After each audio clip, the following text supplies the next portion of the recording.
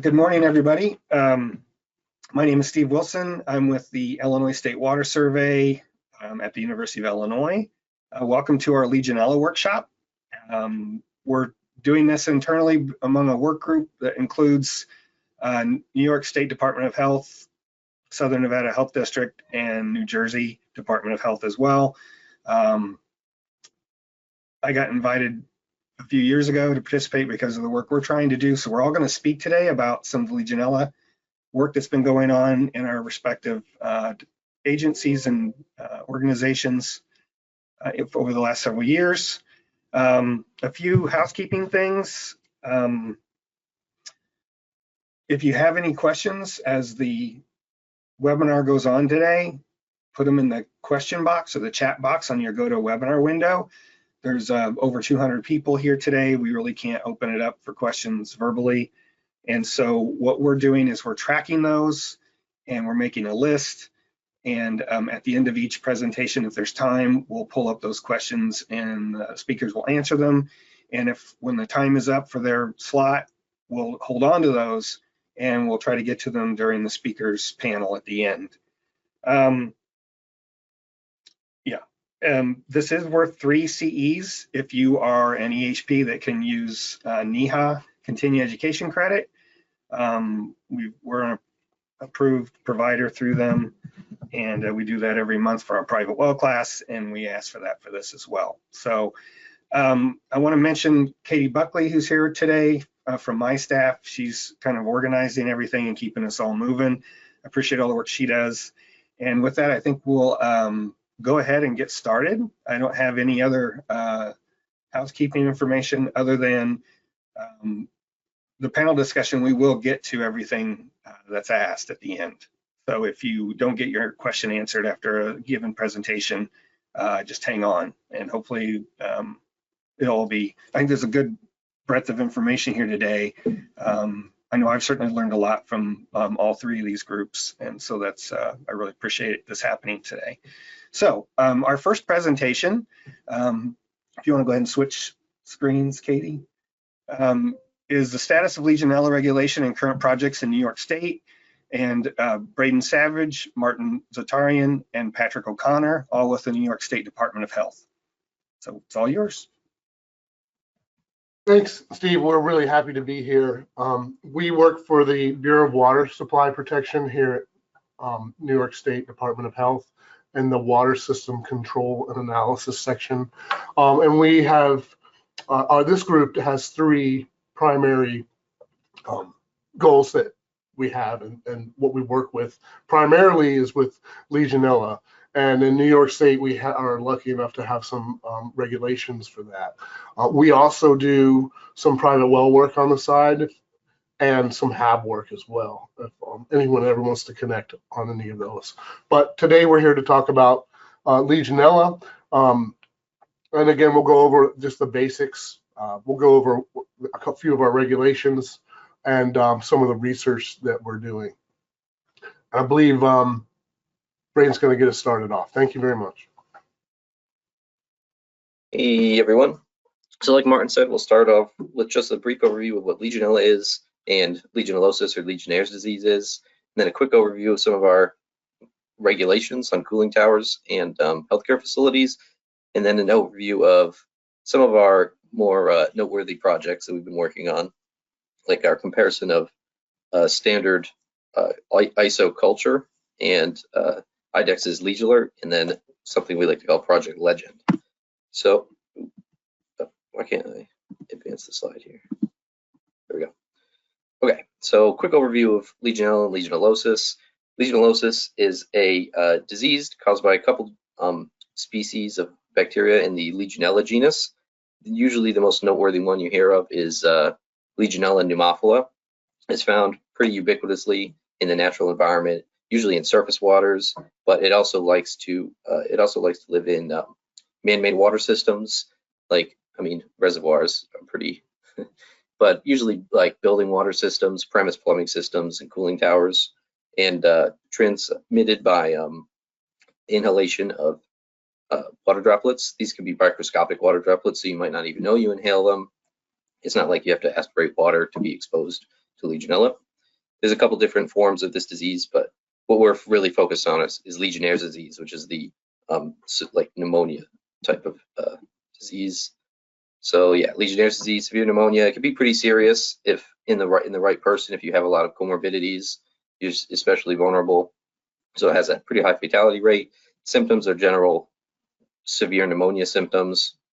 The symptoms are usually onset 2 to 14 days after exposure. So we have this exposure window that we look back when we have a case, so we can see where they went, if there were any specific points of exposure. Usually the exposure sources we investigate are cooling towers. We like shower heads in healthcare facilities because they're a great source of aerosolization. Sometimes we look at fountains, but usually those are pretty have a pretty high disinfectant residual in them.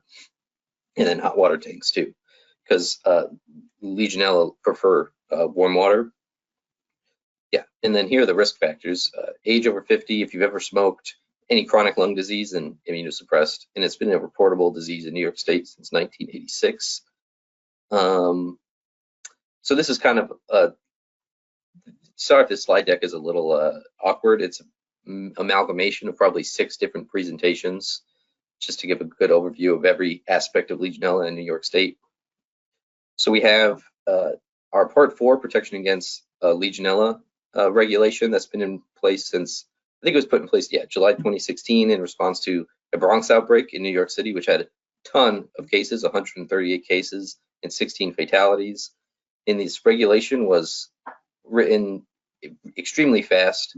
And for what we have, it's pretty good, but there are some deficiencies in it just because of the nature of the situation. So some more environmental sources, hot tubs and spas, because those are just warm waters essentially at incubator temperature during normal operation. So we see lately we've been seeing a lot of exposures in spas, especially in the winter because everything else is kind of cold, but spas are pretty stable. Cooling towers, which we'll go over a little bit. Most people aren't familiar with cooling towers, but once you see some pictures and we explain them to you, you'll see them everywhere. But basically they recirculate water and that water ends up getting pretty warm. And it's basically a big air scrubber. So there's a lot of just debris in the cooling tower that provides nutrients for the Legionella. And it can end up aerosolizing water that can go pretty far. In one of our investigations, we were able to link a case with a cooling tower. They were just over 2 miles apart. So this aerosol can travel pretty far.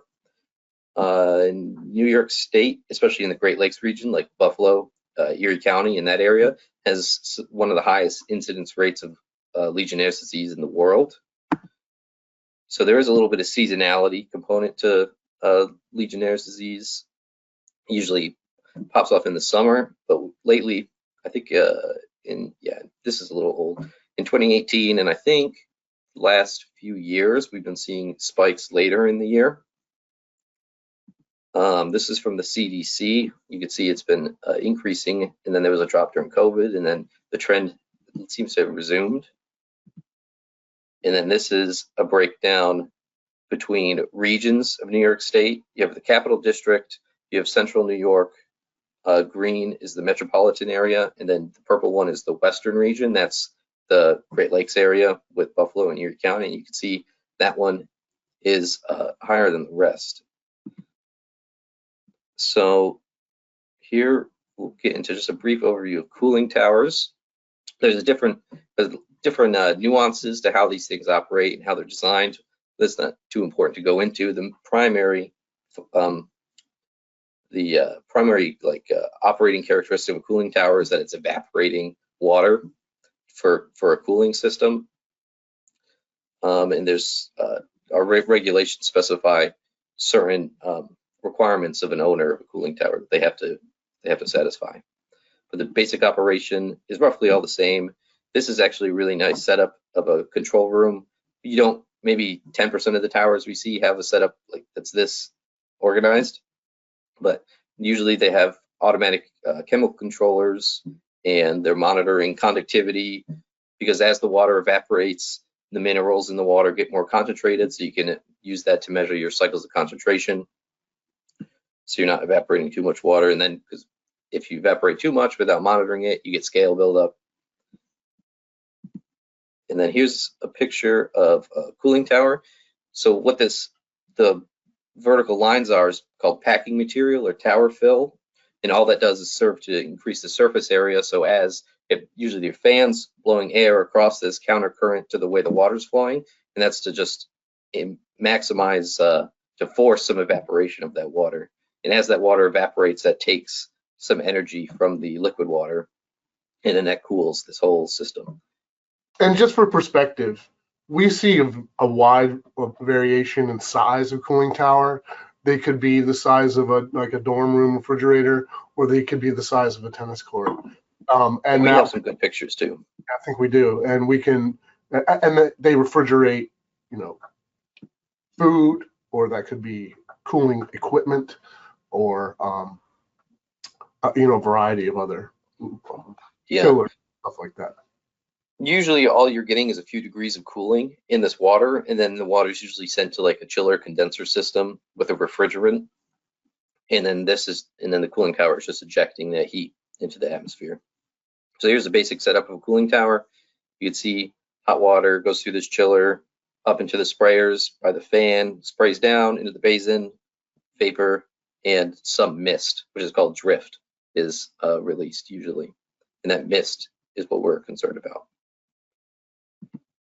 And then there's some other forms of evaporative condenser. Usually this one, instead of the water going through the whole loop, like in this one, down to the chiller, the water stays only in the cooling tower, and then there's some other fluid that goes down into the building, like a glycol or sometimes a refrigerant. So here's some pictures of cooling towers. These ones are on the moderate size side, maybe a little on the small side. There's some more of that packing. You can see there's some algae and scale growing on those because this one is open to the sunlight. So when that happens, you get algae. And all that serves to build a pretty complex, like, micro ecosystem for a whole bunch of things to live in. So these towers can be fully enclosed, partially open, or open, and this one's partially open, and you can see that on the east side. Yeah. This was a set of cooling towers that were investigated as part of an outbreak in Ithaca, New York. You can see there's two of them right next to each other, which we didn't realize when we did our site visit initially. This is a cooling tower that was in an investigation in Elmira. This was part of a industrial process. So what happened was this internal basin sump, that water was going through, what were they? Some kind of furnaces, or yeah, it was to cool like a heat treating furnace or something. So that water was going directly through these like iron jackets, and it was picking up a ton of iron from that, and that was using up all their disinfectant residual. They were also spilling like quenching oil into this basin, so that I'm sure that messed with their chemistry a little bit. But see, this one was pretty small, but was responsible for quite a few cases in Elmira. And this one's interesting because the sump is inside the building and the tower is on the outside of the building. And that iron, not only does it degrade the chlorine, the residuals, or the bromine, it also provides food for the bacteria as well, and interferes with PCR. So it's a significant issue that we see. Here's a cooling tower stack from, this is the power plant in Albany here. You can look at the cars in the bottom right for a sense of scale. This is definitely one of the bigger towers around here. But I don't think they get too much bigger than this. They're converting gas to electricity there. Yeah. So I think we're going to pass it over to Martin here to give a little overview of the cooling tower regulations, subpart 4-1. So yeah, in New York State, we are lucky enough to have 4-1, which covers Legionella and cooling towers. The key elements for that are registration and reporting.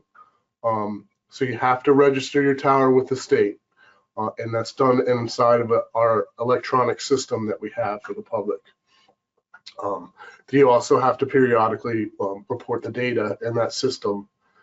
That's not to exceed 90 days while it's in use. And there's a few other things we ask for. What was the last inspection date? When you took the last routine biological sample? That's a 90-day test for Legionella bacteria. That's culture, and provide that test result. The seasonal startup and shutdown date should be entered as well. A lot of towers are annual and run all year round. Obviously, that will just be stated in the registry as well. We also require an annual certification that right now is due by November 1st. And it's just going over to make sure that you've satisfied all the elements that are required of you.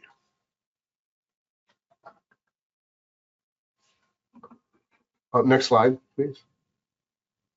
Here's the portal. This is open to the public. Anyone can go in here to this website and do a search to see any towers. You can see this person has entered a county, Yates, and they can find all the towers that are in that county. Next slide, please. And here's a map of New York State and from 2018, so it shouldn't be too far off from this. You can see the concentration of the towers in the main cities, counties, Buffalo, Erie, Syracuse, those areas, and you can see the concentration of cooling towers down in New York City as well. They have over 7,000 towers. Some of those we find can be duplicates. What we're still finding unregistered towers, and we're still correcting duplicate towers in our system. So the numbers are a little off, but for the most part, we have a good idea, and we have had for quite some time. There's a small tower in the corner on that picture there.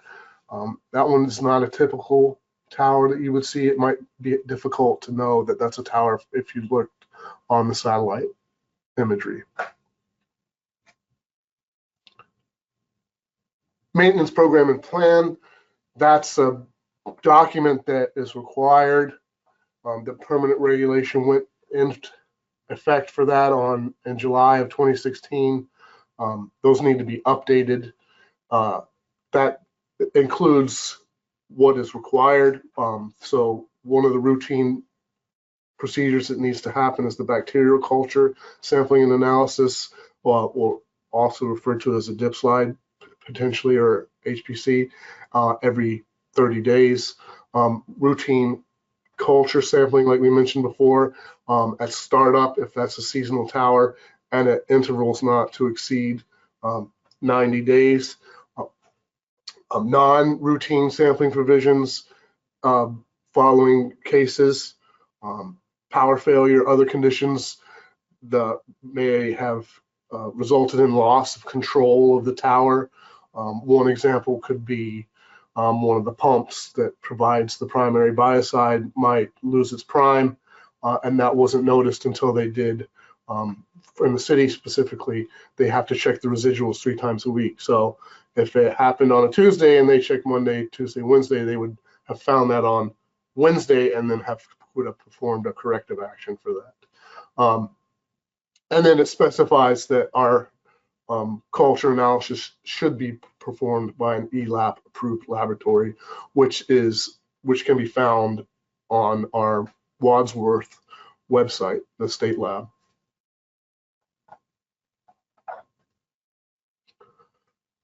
Notification. So for owners, you must notify the local health department and the state Department of Health within 24 hours of a receipt of culture that is above 1,000 CFU. That is the case regardless of the serogroup or species. Legionella pneumophila 1 is the primary cause of legionellosis, but it is not the sole cause. Again, we keep that the serogroup and species is irrelevant for that. must notify the health department within 24 hours. And if so, if the owners need to notify the public in a manner determined by the local health department. That doesn't happen very often, but it definitely does from time to time. And just to give some perspective, depending on the year, the state can see anywhere from 800 to 1,500 cases of Legionellosis per year. So just something to keep in mind. Disinfection, this must be performed by a certified biocide applicator, 7G license. And then we want to mention that the term disinfect and disinfection in this part means control of the microorganisms or microbial growth. And you can see here, this picture, there's 3 containers of chemicals. That could be primary biocide, a secondary biocide, or a fungicide. Sometimes there's anti-scaling agents or dispersants for really large cooling towers. And that control system there, you see in the background, is controlling all that. They primarily are conductivity controlled. Some of those systems are getting pretty elaborate now and can be accessed remotely. So if we required online disinfection because of elevated culture result, the vendor would be able to turn up the chemicals, the appropriate chemicals, for a certain amount of time to satisfy that requirement. Another thing that is important to, I think, to understand is when you sample these cooling towers for either residuals or bacteria or, for the culture, the site that you pick should be representative of the system.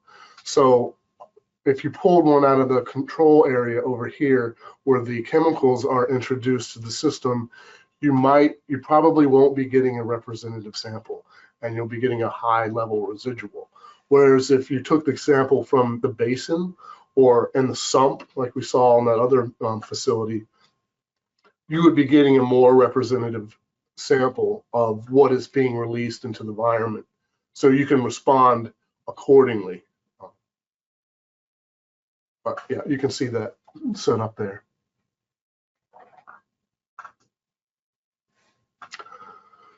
Cleaning. Term disinfection shall not include the cleaning of a cooling tower through application of detergents, penetrants, brushes, other tools, high-powered wash. The methods used is defined in our regulation. Those aren't, applicators not required for those activities. Cleaning should really be done twice a year. Oftentimes people will just clean it once a year before they start that tower up. We see the need to clean towers is variable depending on where you are, what your primary source of water is. Are you on a well? Are you in the public water system? What kind of treatment are they using? Is there variation in the seasons? Like maybe your water source will have higher conductivity in the fall, and that might change in the spring. All these are things that you want to keep in mind when you're cleaning and controlling the tower. For one other good example is in New York City, sometimes they change the where the water's coming from, if that's coming from upstate or the new treatment plant there at Croton. So just something to keep in mind. Inspection. So typically a vendor will come every 90 days when they're taking that Legionella sample, the culture that we require, and perform an inspection. They'll take a look at the different surfaces, the sprayers. Is that fill? Does it need to be cleaned? Is there a lot of debris in the basin? If it's primed and ready to use or continue to use. And that would be a point where you could make adjustments. That should be performed by a New York State licensed professional engineer, hygienist, technologist, consultant, water treatment professional, someone with the training and experience to make a good call on what they're seeing in those tower inspections.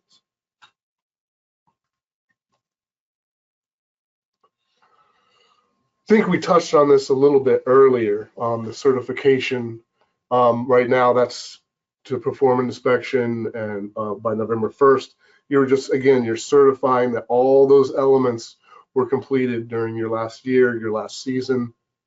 You got all your 90-day Legionella culture tests. You got all your bacterial culture tests, whether that's weekly or monthly. You got all your 90-day inspections, and that you've completed and recorded any corrective actions that were necessary. And that's covers that one. Record keeping. So owners shall maintain all their records on site for at least 3 years. That's all the sampling and analysis, disinfection schedules and applications. So typically we'll see automated applications of chemicals, whether those are liquid or in pellet formation tabs. A few hours every other day, skipping the weekend maybe. Just a list of all the serial numbers, chemicals used, all that should be maintained in that file, and that should be available on site and kept up to date. We typically don't look at these in the New York State, upstate, because we don't have as many people. Like in the city, they can go and review these plans on almost a yearly basis. Up here, we'll look at them and see if there's any corrective actions, if there are any issues with the tower, like maybe during the time when there was some disease in the area.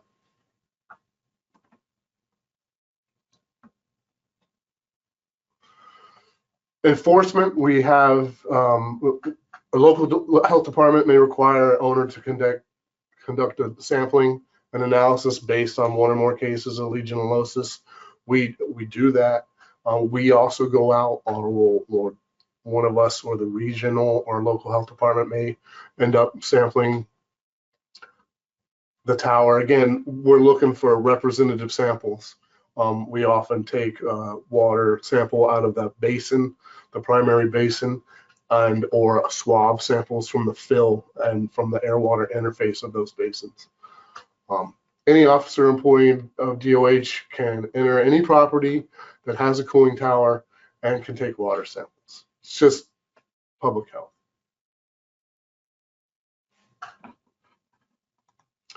So there is an opportunity for people to have a variance or a waiver if they feel like they have a situation where they don't need, will not present a danger to public health.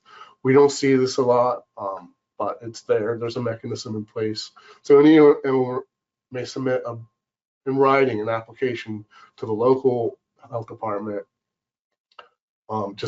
Again, we want that explanation why such a variance will not present a danger to the public. Again, there's a waiver as well. And every once in a while, we'll get someone in a rural area that will request a waiver, but often we decline because there's a lot of workers that could be exposed as well.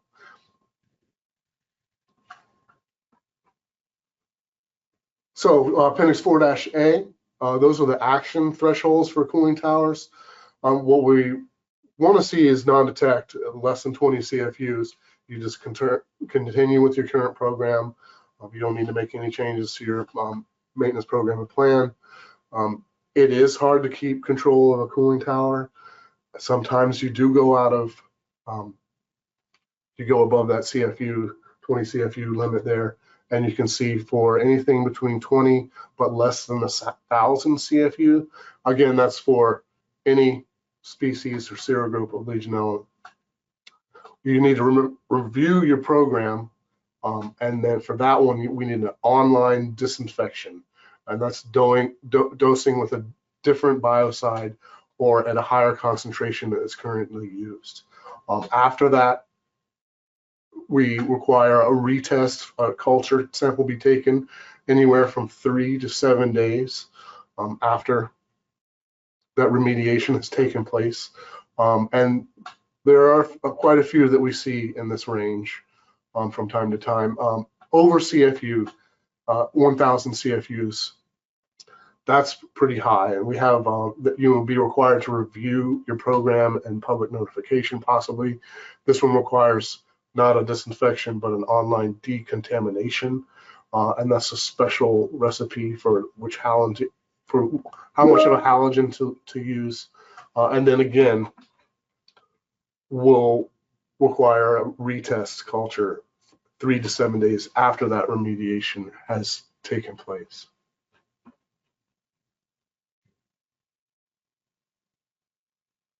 Oh, so again, over 1,000 equal to 1,000 CFUs. Again, just review that program plan to make sure it's appropriate. Immediate online disinfection to help gain control back.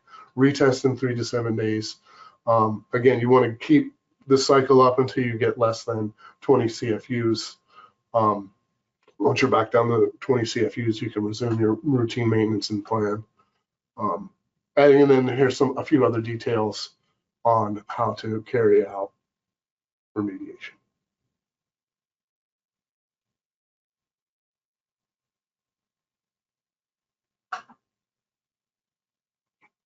I believe Pat is going to join us for the registry overview. Yep. Yeah, so I'll take us through the that online system that Martin mentioned earlier, which is the New York State Cooling Tower Registry. Uh-oh, hold on. My laptop wants to restart and update here, so I'm just gonna. Something's happening on my side. I don't see my slides anymore. Do you still see them? I still see them, yep. Okay, hold on. I can't close this. Oh man. It's gonna reset me in 44 minutes. Can you see the slide changing? It's still on the Appendix 4A slide. Well, let me close this.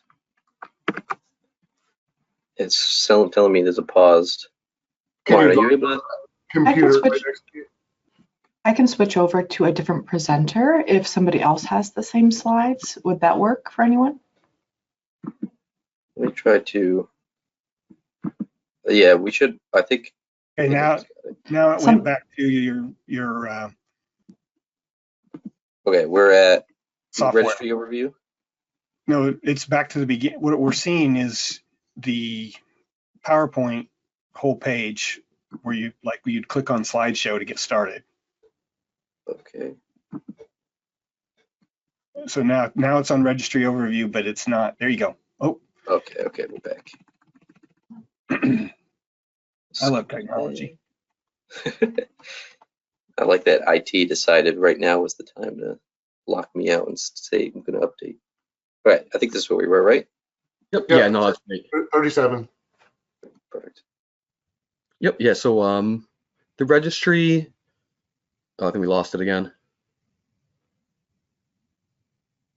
There we go. Perfect. So the registry kind of serves two functions for us. So one, it's the portal that the user is going to use to enter in all of their required information. And then it's also going to be our database that we use to kind of gain access to all that information and be able to analyze it and see what's going on in the state. So each tower gets assigned a cooling tower ID number, like a unique ID number. And then in that database, it keeps track of all those required things that Martin was talking about, the Legionella sampling, the bacteriological inspection. It's also going to have information such as like the location, all the way down to the street address and the geocoded latitude and longitude. All the information about the specific type of tower itself, so its purpose in terms of like, what its main use is, serial number, model number, all the nitty gritty of that. And then it's also going to go into a little bit, the seasonal year round, how they're using the tower. It'll have all the dates, for when they performed each action. It keeps track of the number of days, since they last sampled, or they last did their Legionella testing, or they last did, anything in the registry. And then also we have the, information to be able to contact these owners or the users of the registry in case there's anything that has to come up, related to an investigation, or, maybe we identified a duplicate that they can delete, something like that. So it's a pretty large all in all. It's about 84 columns of information, and then there's about 16,500 unique equipment ID numbers for the towers in the registry. And so all of this information is available, not all of it, but this information is available to the public in two forms. So, some of the information gets removed as far as that, personal contact stuff. But, in terms of being able to see where the towers are in New York State and what their compliance status is, we have that available as a map and as a database. And so, if you wanted to, say, hey, what's it look like around my area, or, grandma used to be a smoker, I wonder what it looks like around her. You can type in an address for anywhere in the state and go in outside of New York City and take a look, and it'll tell you, it'll all pop up, all these little dots that you see there that's indicating different statuses, the green being good, the yellow one that you can see up in the Adirondack Park, or the orange color, that's indicating some kind of action that they need to be taking. But as you get a little bit further in, it expands out. So that's a very useful tool for people to know what's going on around them. And then we also have that same information available in table format. And so all of that information that the users enter in, that gets updated in our database each week on Tuesdays. And we can also, if we wanted to, go in and type in any range of dates, or if we wanted to do it today and see a little snapshot of that. But that's just a bit messier version. And so the regular things that are included in that weekly thing, somebody deleted the tower or decommissioned it, newly registered ones, all of those updates regarding the sampling and inspection and the annual certification. We typically see a dip in compliance the week that annual certification goes up, and then 2 weeks later it's all back to normal again. And then those exceedances that Martin mentioned, the greater than 1,000, and any changes that would involve related to the compliance status for the towers. And so this is the spreadsheet that we make up from that database update each week. And this really gives us a lot of the power to know what's happening in the state. This is an essential tool for us when it comes to doing our investigations for outbreaks. There's a lot of different people who are all diving in on this and waiting on bated breath sometimes for that Tuesday update to see what went through. But very large, a lot of information, but we're able to do a lot with it in terms of seeing compliance level county by county, or tracking problem towers. It's a very useful tool for us that we are able to generate each week, and then again track it through time as well. And so with the registry and having 16,500 entries, obviously not all of those are unique people, but it certainly is thousands, and it's a lot. So in regards to doing operating and entering in all this information in the system, there's going to be a very wide range of technological backgrounds in terms of who's using your system. It could be the head of a company, or it could be someone, the lowest end of a maintenance person, or it could be someone in administration who hasn't taken a biology class in 40 years, or a computer class. So it can be a large range of reasons that people are reaching out to us. I would say that in terms of changing who's responsible for inputting the information or gaining access to it, issues involving their account or their password, or their I forgot my username, and issues regarding what the local health department told me I'm non-compliant. Why is that? I've been doing everything I need to. And that's usually a duplicate or something like that. But most of the inquiries fall into those three categories. And then it's a useful tool as well for us by taking all of these inquiries directly, we're able to have a pretty good understanding of, the front line of the information. And with that, you're going to get a lot of people who might be very angry at first, or they might be extremely appreciative. But it serves as a good way to kind of work together to build the compliance across the state, as opposed to taking a more punitive approach. We try to really work together with the users. And if it takes an hour and a half of holding their hands and, telling them, and figuring out that they're using Google Chrome for their internet browser, then that's what it takes. But to kind of address all of these things, we've developed a really useful user guide that breaks everything down for them visually, because it can be tough when people are looking at two screens, over the phone, for them to know visually what you're talking about. So we have a very in-depth user guide that, for most cases, they can just be sent that if they're having an issue and be told, where to go in it, and that'll resolve their problem. So that's been a great tool to save us time and to kind of make it easier on the user's end as well, so they can just do what they got to do without having to deal with us. And so that change of account, that changing of the reporting responsibilities, that's what we designate it, that's what we call it.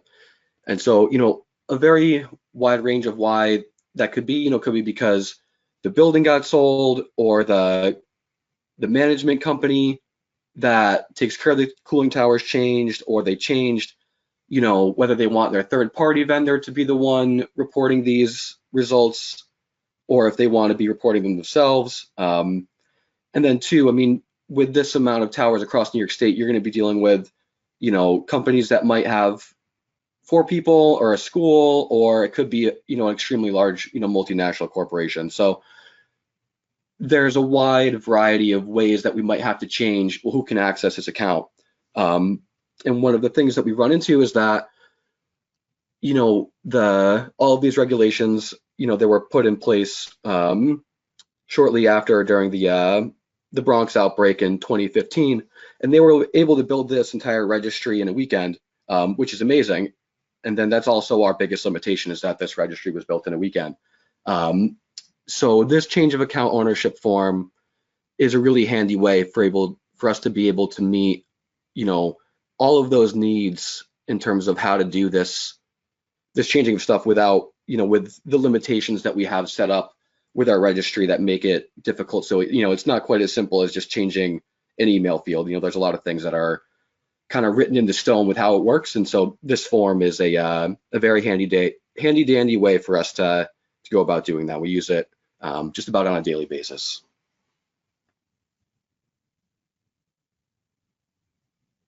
So here's that general account information. So we don't have access to anybody's passwords. So that forgot password, they're a little bit more on their own with that. And that can, that can lead to some longer phone calls and stuff like that. But a lot of times it's, my username was saved in my field and now I don't have it anymore. Can you tell me, what my account is, or what my cooling tower ID number is? A lot of that stuff is pretty basic, just, computer tech login issues. And so for the compliance, we do usually, in responding to people, we do often pass along our regulations and try to get them to read them in full so that they can really understand everything. And it's not just, oh, well, they told me to do this, they told me to do that. It's best that they have that complete breadth of what they're doing, because a lot of times you're going to get people who are very new to doing this, where they, they're going to say, I have to report this stuff. I've never heard of Legionella or a cooling tower in my life, and I was just told I have to do it. So, having those regulations all splayed out and nice, and those the appendixes are very useful for people. And then, Martin mentioned before those duplicates. I think I mentioned them as well, but there can be, whether it's a tower that's been deleted, but the owner just never went in and inputted their information, or it's, we couldn't get into that, I couldn't figure out my account ID number, but my compliance was due. So I just made a new account and registered new towers, when we updated those, but then those old ones never get updated. So you have, you can have kind of a messy situation with that. And so we developed a an equipment deletion form so that the local health departments, whenever they're dealing with this and they, come across that kind of issue, they can just rifle off a quick form to us and we can go in and delete that so that the, overall compliance numbers are more accurate of what's happening in reality as opposed to some data entry errors.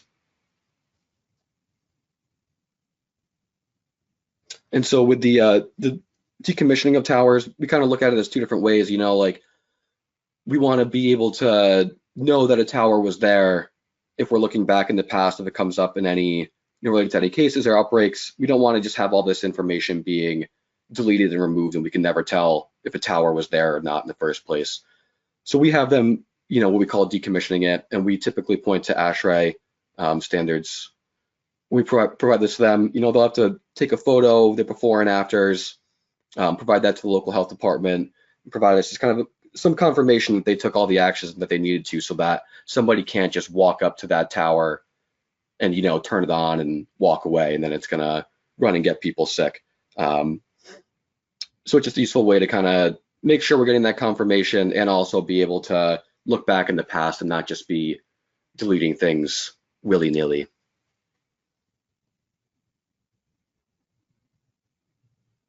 So this is some of the support that we offer and some of the ways that we're working with that in our central office. So we take emails and phone calls from anybody of the public who is looking to any question. We always want to be able to take any question with them and just talk it through and just kind of reach that mutual understanding. We generate the weekly compliance reports, and then we also send out internally an exceedance report. So we take all the test results of the last 3 months that were between 100 CFUs and less than 1,000 CFUs, and we also take all of the greater than or equal to 1,000 CFU exceedances. We kind of pop them all out and send those around so that people can have an idea. Typically around this time of the year, we really don't have many coming through, if any at all. And then in the summertime, it's much more active summer going into the fall. And we're always taking feedback on the registry as well,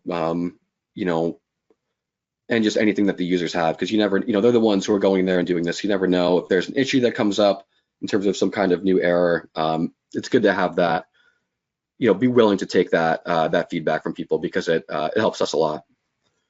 And then these are also some of the resources that we have for people. So we have our portal where they can go and enter the user guide. We have the change of account ownership form right on our website. That public list that Martin showed before, and we also have that map and table form as well. We have our maintenance programs and plans, so we have a nice template for that. Then we have also the ASHRAE standards that we point to go along with those as well. That annual certification, that's due by November 1st every year. We have a nice template for that so that people don't have to, start from reinventing the wheel with that one. And then we have our exceedance response. So, a lot of times somebody could get, with those new users, they could say, I don't know what a cooling tower is, I don't know what Legionella is, but I have this result that says I have Legionella in my thing. What do I tell my maintenance person or my third-party vendor? And having that appendix broken down so that they could know, exactly what's required of them with exactly their result, in terms of the bins that they fall into, is very helpful, so that they're, that user doesn't feel like they're kind of out on the end of a rope.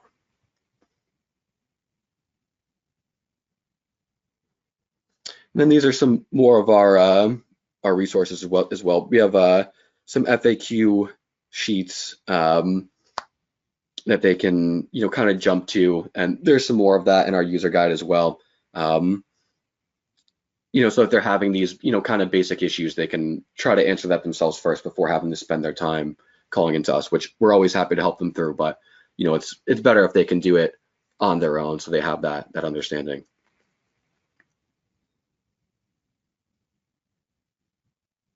All right, so now I think I will pass it back over to Martin, I believe. Yep, thanks, Pat. Yep. Just one thing on the registry. So it is a lot to maintain for us and the public, but it really comes in use and useful when we get investigations, when we have clusters.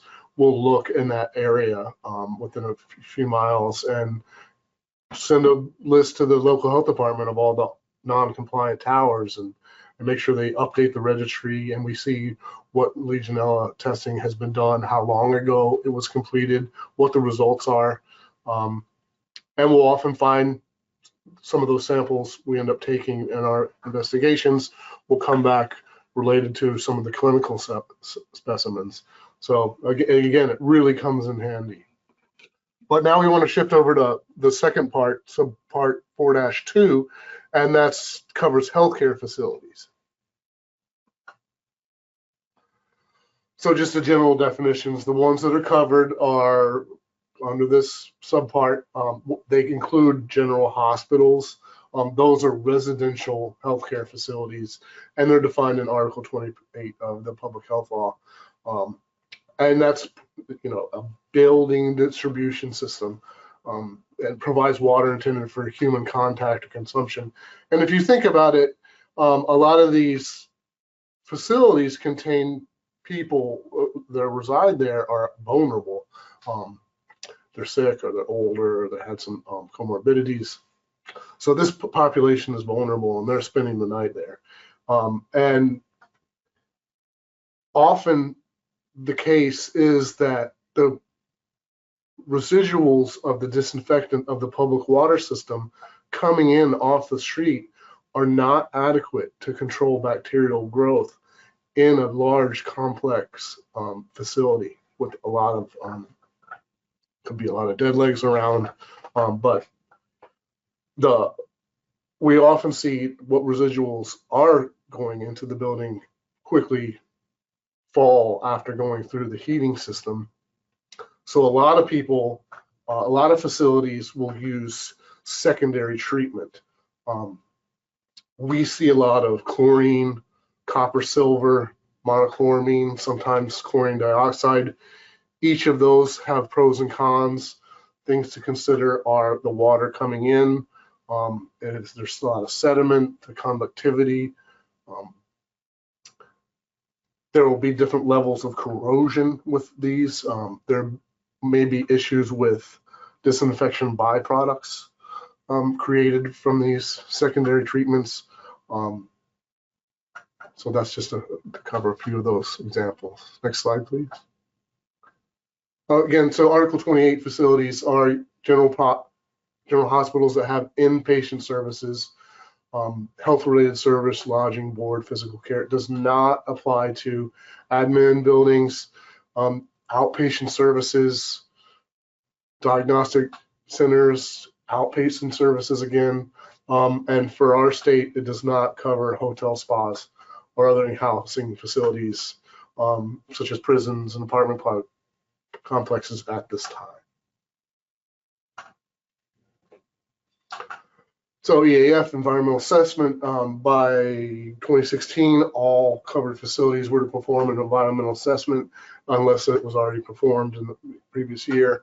That document must be updated annually or under certain conditions, including any construction that's done or specific repair activities that could have an effect on the potable water system. Now, the EAF is on our health karma system site and will be posted on the department's website. And it just basically, it's a list of questions about the facility. Do you have a cooling tower? Is it close to windows? Do you have a spa? Do you have secondary treatment? All the relative variables that would be considered during an investigation or just the general operation of a facility to protect the people that work and reside there.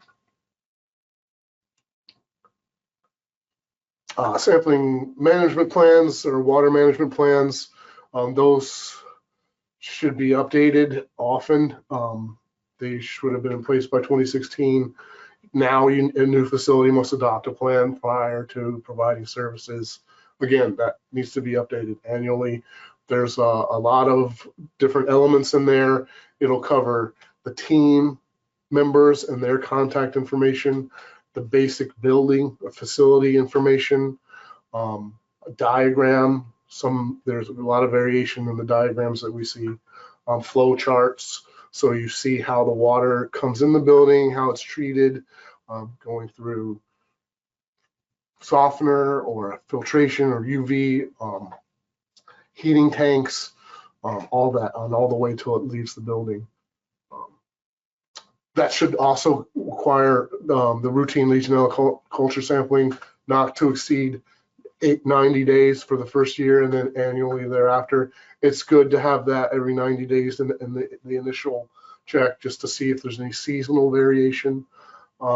And then there should be some provisions for non-routine sampling, following disease, construction, other conditions. And again, that culture should be done by ELAB approved lab. And we get exceedances. So when they do those 90-day tests, if more than 30% are positive, equal to or more than 30% positive, they will need to respond to that and retest. When there's a case associated with the facility, a nosocomial case, they're required to provide us with that water management plan, and we will review it to see if it's sufficient or not, and provide recommendations so that they can make it sufficient.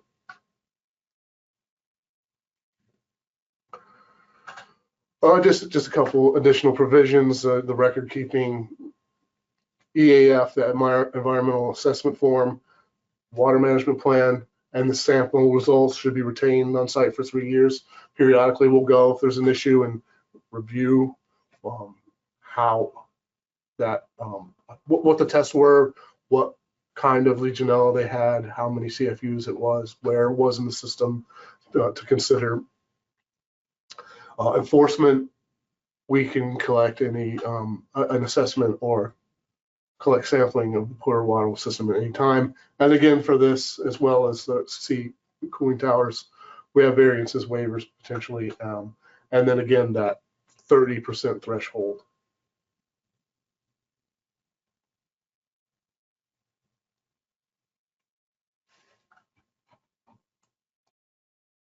Alrighty. So now we're going to get into some of the kind of our side projects that we've been working on. So unfortunately for our Legionella comparison, we don't have any like data or really good slides that have been approved to share quite yet, but we could talk about our methods and a little bit of our findings. There we go. So just to start, we have 2 labs that we submit samples to. We have the David Axelrod Institute, which generally processes like clinical specimens from patients, but they also do take environmental samples from us during investigations. And then we have the Biggs Laboratory of Environmental Biology, who takes all the environmental samples. So both of these, this one too, these are both the like the sample processing steps for each of these labs. This one is the David Axelrod Institute one. You can see the samples basically go from environmental and clinical. We've got about 15 minutes left. They both go through similar processing steps here.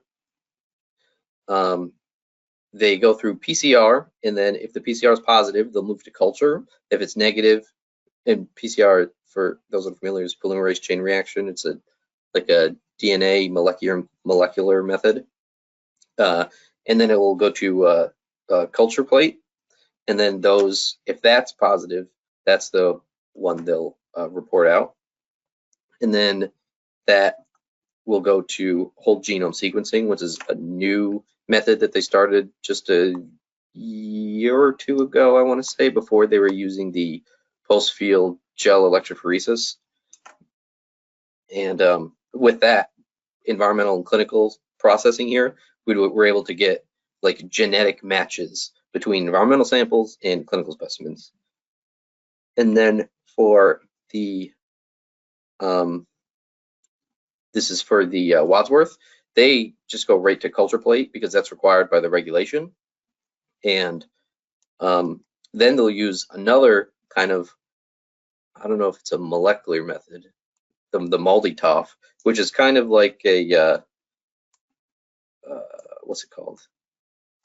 Gas spectrometry, I think, where they'll ionize a portion of like the bacteria, and then they can measure the specific compounds in there and reference that in a database and be able to identify pretty specifically what that organism in the sample is. That's a new method they've been using just pretty recently, I think within the last year, and it's been really helpful. But that is specifically good for the Legion alert comparison, so that you can have a pretty confident determination of what's in these Legion alert trays. And I realize we don't have an explanation of what Legion alert is here. I think that's great. But Legion alert is like a liquid culture method, but it only detects a single species of Legionella. It detects the Legionella pneumophila, but our regulation requires total Legionella species to be measured. So it is a good tool. Is something happening, or is it okay? It's freaking out on my side, but I think we're good, right? It went back to where you were. Okay, Yeah, I wasn't touching anything, so that's kind of funny. So it's a good tool, and we've had pretty good success with it because it is very specific to pneumophila, and because of that, it's pretty sensitive to pneumophila. So sometimes you can get detections in that does confirm out to be Legionella pneumophila through this MALDI TOF. Oh, mass spectrometry. That's what it was called. That's what I was thinking of earlier, which they use for like volatile compounds and stuff. But it's been pretty good. We have seen evidence of some false positives, like some weird uncommon bacteria that you don't really see usually, and sometimes some fungus can cause these Legion alerts to give false positives. But the rate was a little, I think, lower than we were anticipating. But it's definitely a good tool, and we're still testing it out. We use it a lot in investigations, and the David Axelrod Institute will use it as like a pre-processing step because it is really good at enhancing the improving any Legionella pneumophila in the sample if the numbers are really low, because Axelrod is only concerned with getting out a specimen that they can send to whole genome sequencing. So here's what the lab sees after these samples go to whole genome sequencing, and they'll look at these SNPs, which is single nucleotide polymorphisms. So they have a method to to quantify the number of these little gene polymorphisms, these nucleotide polymorphisms, and then they can use that to determine how related a sample from like a cooling tower is with Legionella in it and a sample from a clinical specimen. So they'll get this, and then we'll ask them to summarize it in 1 or 2 sentences so we can interpret it and share the results with the cooling tower owners or wherever that sample was collected from. So far, it's been really good. There do tend to be some confusing instances that we run into, like samples collected almost a decade apart, having just like 2 or 3 SNPs difference. And that could be a little hard to interpret sometimes, just because you expect as this bacteria is going through generations, it just will randomly mutate and you'd see a little bit more differences, but maybe in a really stable environment, it doesn't pick up that many mutations, or they have a way to filter out that kind of stuff. But so far, it's been very good for our investigation pipeline. Yeah, so Project Legend, which is a funny name because it's a project for the end of Legionella, so Legend. This has been actually a very valuable project for us because normally during investigation in a healthcare facility, like emotions are high, it's kind of stressful. They have stuff to do and they don't really want you there in these healthcare facilities. So this is it was a project where we would reach out to healthcare facilities, both ones that fall under our regulation and ones that don't, and we'd ask them if they would volunteer for this, where we can come in, just take Legionella samples, look at their water system, look at their treatment system, just learn about how these healthcare facility water systems, like what are their nuances, what are some of the stuff that's common, what's like new in the field and that's being implemented. So it was a good learning experience for us. Sometimes we did identify some deficiencies in some of these facilities, which they then corrected. Some of them had persistent Legionella issues, which we were able to fix. Some of these facilities didn't have any Legionella, but it was still good because they had different treatment systems that we were able to test for residuals, figure out what like equipment we needed to be able to test those residuals. Just so then when we did have an investigation in a healthcare facility, we had all this experience already. We knew what to look for. We knew what samples we wanted, and it was very good for us and for the facilities involved. Yeah, so we had 7 facilities, I think, in total that we've worked with. This might be a little old. I think we added one more since this slide was made. We would go roughly quarterly to start, and then we'd scale it back to 1 year because it did end up being a bit of I think, a waste of time for everybody once these facilities had everything locked down and every sample we collected was non-detect. Yeah, we're good on time. So just a little bit on our sample method, because this is also the method we used for the Legionella comparison. We would collect a sample in a liter. So this is a little bit different because CDC requires, I think, a liter per sample, but in New York State, we have a different method specified by the regulation called New York ELAP, which uses ISO 11731, when that one only needs about 350 milliliters. So we're able to collect a liter of water in a sterile bottle and then split that into other bottles to be analyzed by different methods. So you have this this homogeneous sample that's split into these different methods. So you have essentially the same sample being analyzed by different methods, so they're directly comparable. And that's what we did at all these facilities. Collected a liter, split it for culture and Legionella. And then when we were on site, we'd also take a ton of water quality parameters, which the facilities really appreciated because they don't get to generally see that information, like temperature, pH, conductivity, free and total ATP, which is it's a pretty cheap little water quality parameter to collect, but it provides a pretty fast and I would say pretty reliable measure of just the biological or the microbiological activity in that sample. And then we would collect any disinfectant residuals, free and total chlorine. So we were able to see what was coming in off of the main, and then we could see how far that chlorine was reaching into the facility, but generally not far. But another thing too is that can change throughout the season, as like the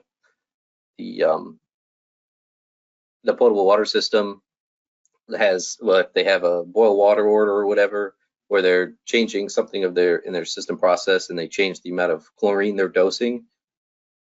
That can change. We've seen that. We've seen a little bit of a correlation between the point of entry chlorine coming in and how much Legionella is in the system, especially if they don't have a secondary disinfection system installed. But yeah, I think that's a pretty good overview, and I think that's the last slide we have here. Yes, it is. So thank you, everyone. I think we have questions at the end here. Is that right? Yes, there are a number of questions, and we probably won't get through them all, but we can get started. I'm going to share my screen again. Yeah, can you take it? I'm not sure how to stop. Katie will take care of that. Give me 1 second. No problem. All right. Okay, you should be seeing the questions. Is that the case? Yes, that is. Okay, so I answered the first one, just said, Legionnaire's disease is a reportable disease. The question was, is there data available on the frequency of Legionnaire's disease in different areas? I looked, CDC puts out an annual surveillance report. Some states also do. I don't know what you all do in New York. But yeah, I assume that's the answer there. And as far as the slides, it's one thing I forgot to ask all the speakers if the slides would be available, if they can provide those to us. But this is being recorded, and we do plan to make it available on our YouTube channel for the private well class at some point. And again, may have forgot to ask the speakers if that was okay. I think it probably is. We had a number of discussions earlier about all that, but getting to the questions for you all, and there's two things here. One, for all the speakers, you can also answer these questions in the question box, and feel free to do that. You click on the question, even though Katie's written a note there like, you know, hey, great question, I'll add it to the queue. If it's a pretty straightforward answer, go ahead and answer it, and just send to all as your response. And if it's something that may need a little more discussion, then let's save it for the panel discussion at the end. So number 3 here, has there been a breakout that affected a large demographic, e.g. seniors, due to Legionella? In Canada, there was a recent case of Legionella outbreak from silk almond oat milk. CFIA overlooked the inspection because they had recently changed the IT management system for inspection. So when we see outbreaks in with seniors, usually it's at like a healthcare facility, a nursing home, usually something like that. I don't think we've ever had any outbreak linked to food for Legionnaire's disease, but yeah, definitely. I think we just recently there was one here right around in Albany. Martin, anything to add? Right, we had 5, 6 deaths, and there were over a dozen other cases associated with that facility. Yeah, It happened. Yep. Never anything related to food, I don't think. I'd have to double check, but if there was ever anything like that, it was a long time ago. All right. But that's interesting. So please describe why the 20 to 1,000 CFU range was selected. I assume that is for the cooling towers. That was determined before me. I think they worked with ASHRAE, and there was another one that it's slipping my mind right now. But Martin, do you know more on that? Maybe from the city, you have some insight. I don't remember why.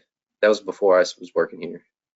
Right. So I think those were evolved from, you know, the city and the state looked at those when they were defining what ranges to use. The state and the city difference are slightly different for those, which is worth noting as well. Okay. Do you have any concerns about making the data public? Bad actors targeting cooling towers, for instance? So some of the contact information is removed, like it's just the address of the cooling tower. I don't think that I haven't heard of any kind of issue with that. I think for the most part, the public doesn't really care about the cooling towers. But yeah, I don't think we've ever had any issues with that, like somebody sabotaging a cooling tower. Usually, for the most part, these cooling towers are on top of buildings and aren't available for like the public to access. So I don't think it's been an issue. Yeah, we had the same issue in Illinois with community water wells. Originally, our primacy agency was going to delete all that information, but eventually realized that they're going to target a water supply. They're going to do it in the plant, not at the well. So, are there any specific cooling tower models or designs that are more often implicated in Legionella outbreaks or are known to show higher Legionella counts? That's a good question. So that's an interesting question. And we do see differences there, especially in the Legionella counts.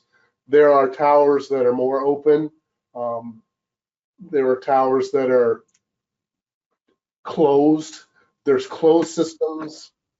There's a lot of variation. And now there are more energy efficient towers, which have winter modes, which can switch between dry and wet operation, which is an issue for our regulation. And once you start a tower, you have to take a sample. And if that tower's bouncing back and forth from running dry to wet with chemical residuals in it in a day, then that means that you're going to have to take several samples in a day. and you don't get those results for a few weeks, so you won't know what's going on there. Yeah, It I could be think really complicated, and some of those modes we don't recommend using because of that. yeah, we haven't seen too many of those hybrid towers yet, but I think they're going to start showing up more just as water conservation becomes more of an issue. I think another thing that might be even more important than the model of cooling tower is its use. We've seen a lot of towers used in industrial processes that are have persistent Legionella issues, and some that have been implicated in some of these outbreaks. Okay, it's quarter after. I do want to make a note that the person who asked the question about the oat milk has put another note in there, and so is someone else, that it was actually a Listeria outbreak, not a Legionella outbreak that they were That referencing. makes more sense. Yeah. That makes more sense. Oh, yeah. All right. So while we switch to our next speaker, I will introduce them. So our next speaker is Robert Cole, who's a senior registered environmental health specialist from the Southern Nevada Health District.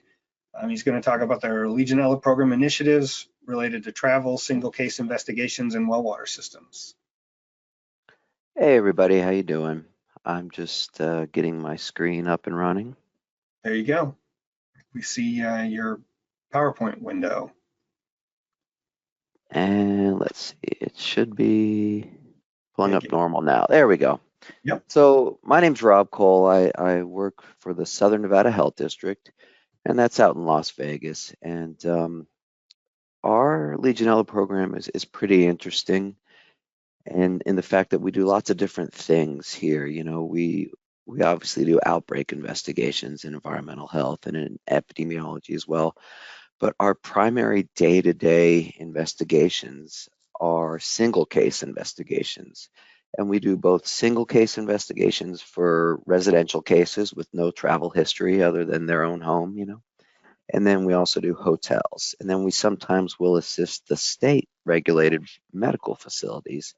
So we're going to touch on mainly the residential sampling and the hotel investigations today. So let's just go ahead and get into it. So we cover the Las Vegas metropolitan area, then currently there's a couple areas just outside of Las Vegas that we're responsible for: Laughlin, Nevada, Sandy Valley, and some other areas. And years ago, we switched from waiting for outbreak cases to happen to doing single case investigations. And the good thing is, you know, we don't have as many outbreaks as, you know, other parts of the country. You know, it's so much drier out here. The air is moist. The conditions for Legionella, you know, spread through like cooling towers are not as you know, it's you're not going to get that spread as much out here through cooling towers. But the water's warm, you know, because the pipes are fairly close to the surface oftentimes, and it's so hot out here. So the cold water is a little bit warmer than normal. So that can promote Legionella growth as well. So it's interesting. We got a kind of a unique situation out here in Las Vegas compared to a lot of parts of the country. So because Legionella is a reported illness, I believe New York State discussed that.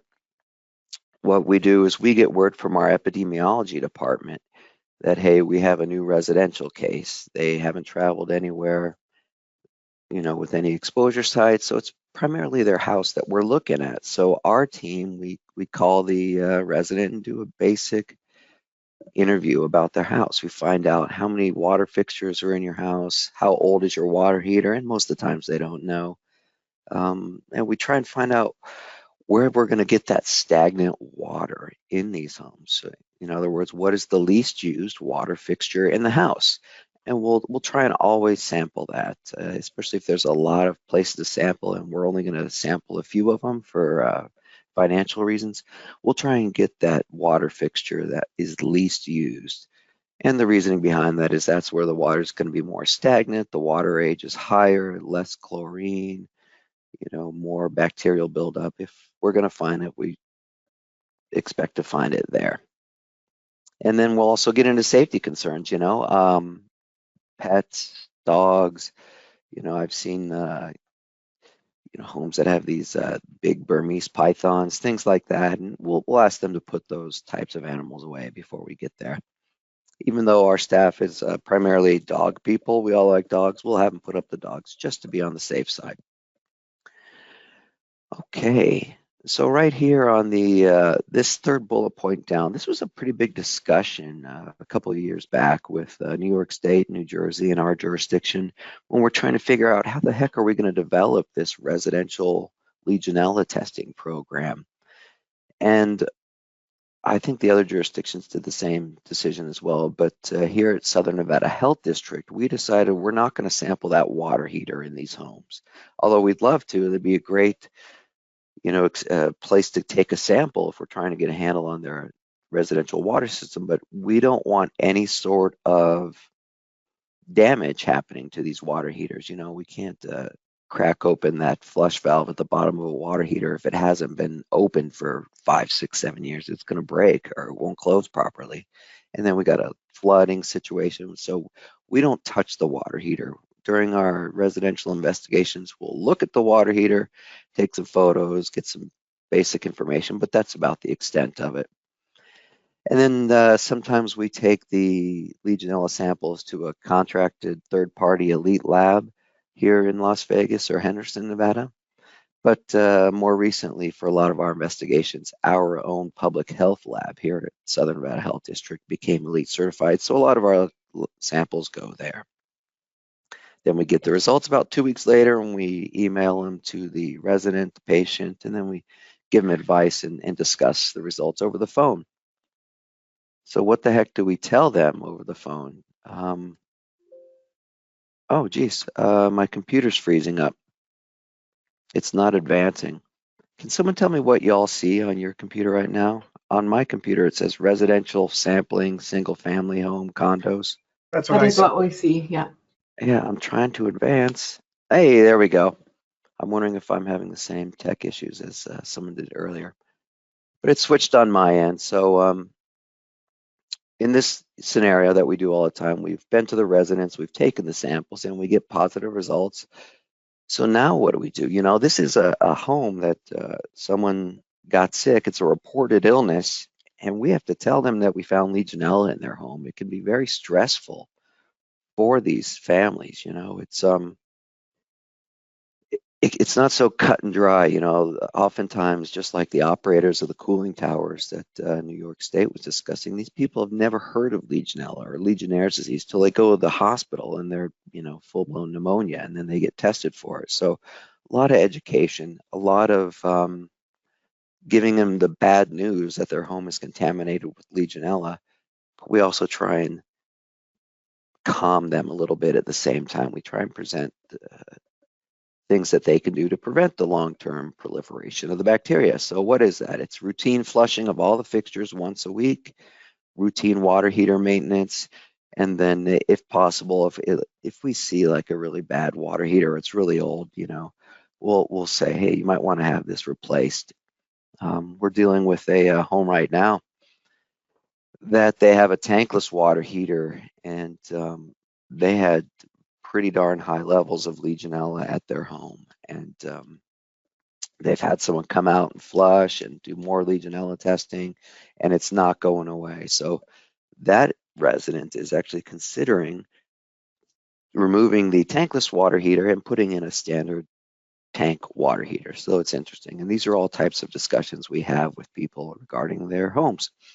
And if it's a apartment building or something like that, we will sample the apartment first, talk to the residents, and then after that, like sometimes the next day, a couple days later, we'll go back to the apartments and we'll either do an on-site visit or a phone call, and we'll let them know what we did, why we did it, and we'll go through preventative measures as well.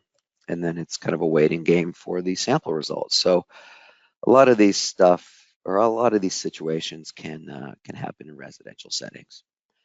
Occasionally, and this has only happened twice, follow-up sampling may be conducted in certain situations. So what are these certain situations?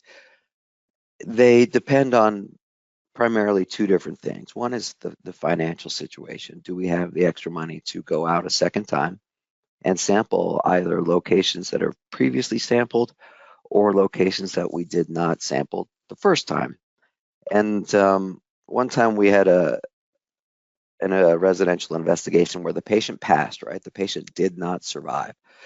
So I was talking to the surviving spouse, and they were headed to the airport on this morning at 7 a.m. So they had to leave their house at 7 a.m. to get to the airport to plan and prepare this out-of-state funeral for their spouse. It was pretty stressful. So our team met the resident at 6 a.m. and it was a pretty large house. And so we sampled, I'd say about 60% of the water features. There's probably about 10 water fixtures in the house, and we got sampled about 6 of them. We just didn't have the time to do all 10 samples because, again, the spouse had to leave to, unfortunately plan and conduct the funeral of their spouse. So in the meantime, while they were out of state doing the funeral, the sample results came in, and sure enough, we got positive sample results in the master bathroom, the master shower, master sink, all that stuff, all the fixtures that their recently deceased spouse had been using. So they had positive Legionella. So what we did is we said, okay, we'll come back out and we'll sample the ones we did not sample the first time, but we'd like to resample some of these positive locations. But could you flush them before we come out? So we asked them to do a 5-minute flush on hot, then a 5-minute flush on cold, and then we showed up and we resampled. And after that flush, all the samples were non-detect. So that was a real world situation where I saw positive samples in a residence where we recommended the flushing. They did flush, we retested, and we got non-detect samples. So that was kind of a win for us. Me personally, I really enjoyed that investigation as compared to a lot of the other ones. Not that I don't enjoy them, but I got a sense of satisfaction with helping a resident with their contaminated water system. Okay, so here's a general map of the greater Las Vegas Valley area. And the upper right-hand corner is the zip code. That's a city called Mesquite. And the lower left-hand corner is a residential rural area called Sandy Valley. And this is going to be a representation of where we've done residential investigations. Some of them are disease associated, a reported case of Legionella, where we contacted them, just like the scenario before. Someone got sick, we go out to their home, we sample. But some of these locations are well water systems where we had a grant and we were specifically sampling residential water systems that are on a well. And so the next slide will show, here's where we had positives. So quite a bit of positives there, all throughout the valley.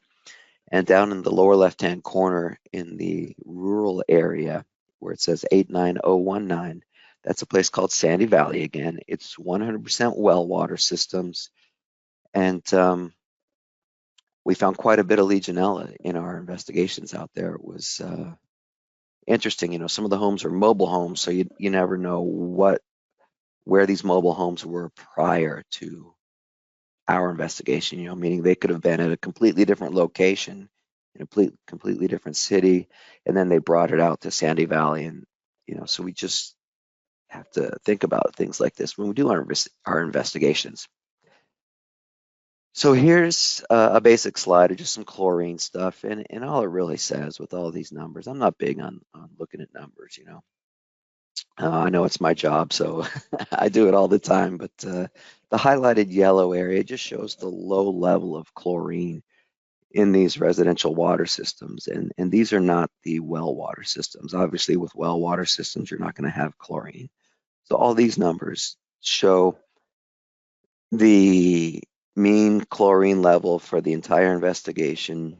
So all the fixtures at the residential house on a public water system where the water comes into the home at about 1 part per million, and then it just sits there and it slowly goes away and drops down to these levels we're seeing here. I mean, the highest looks like 0.5 is the highest one here, but most of them are pretty darn low. And that's pretty standard for chlorine levels out here in Las Vegas. These numbers didn't surprise me. We see it very often. And what we recommend is the standard things a normal water professional would recommend in order to increase these chlorine levels. You know, you do your flushing and then bring in that follow up with a, start flushing on hot, then flush on cold, and that'll bring up your chlorine levels because the chlorine levels are going to be higher in the cold water for the most part. So this is going to get us back to Sandy Valley, Nevada, and this is about a half hour outside of Las Vegas. It's closer to California if you've ever been to Las Vegas. It's a really interesting area. It's a big desert area.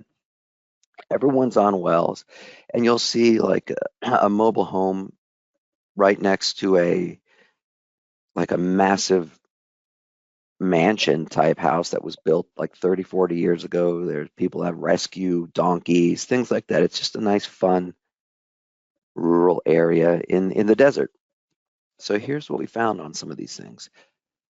In one of these residences, we had a positive hit of 57 CFU per mil. So that's decent, for a house. That's enough where I'd be like, oh my goodness.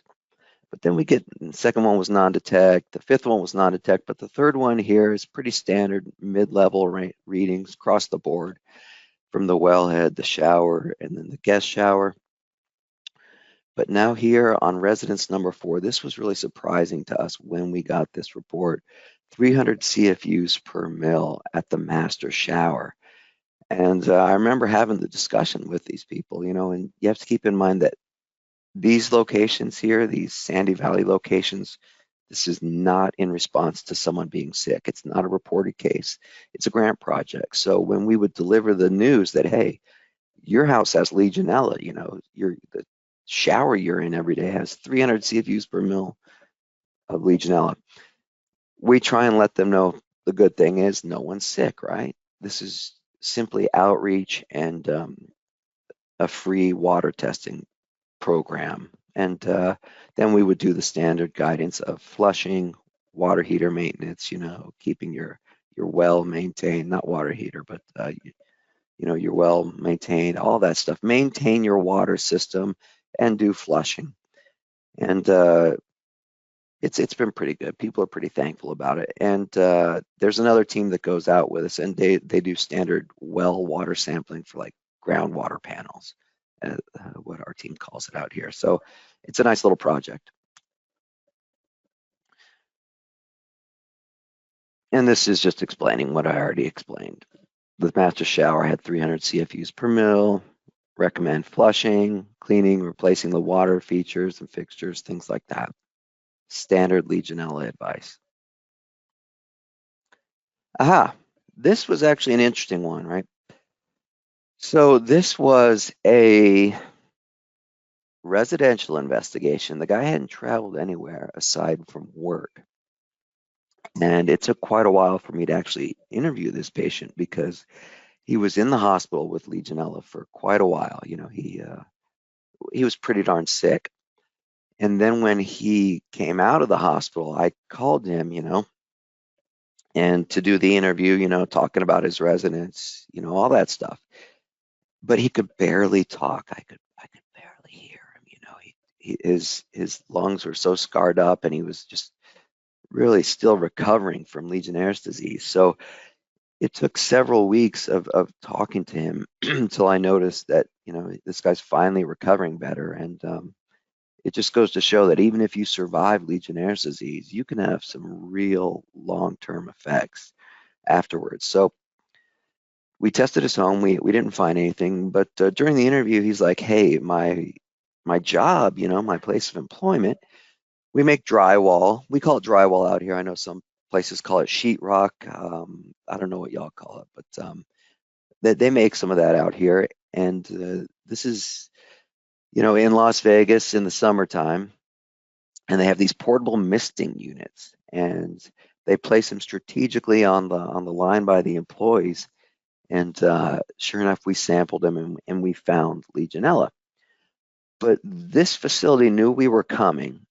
And we actually sampled this in October. It took quite a while to get out to this facility to sample you know, because for reasons like I said, the patient was in the hospital for a while, then the interview process took a while because the guy couldn't speak, and then we had to coordinate with the facility, all this stuff. So I was expecting when they said, yeah, you can sample our units, I thought they were going to be all cleaned up and they, you know, had done all this work in preparation to try and, you know, have us not find Legionella, but they really didn't do anything to them. You can see there's drywall or sheetrock dust all over it. And inside the basin, there was still a little bit of water. They just left it sitting there. Very poorly maintained portable misting units.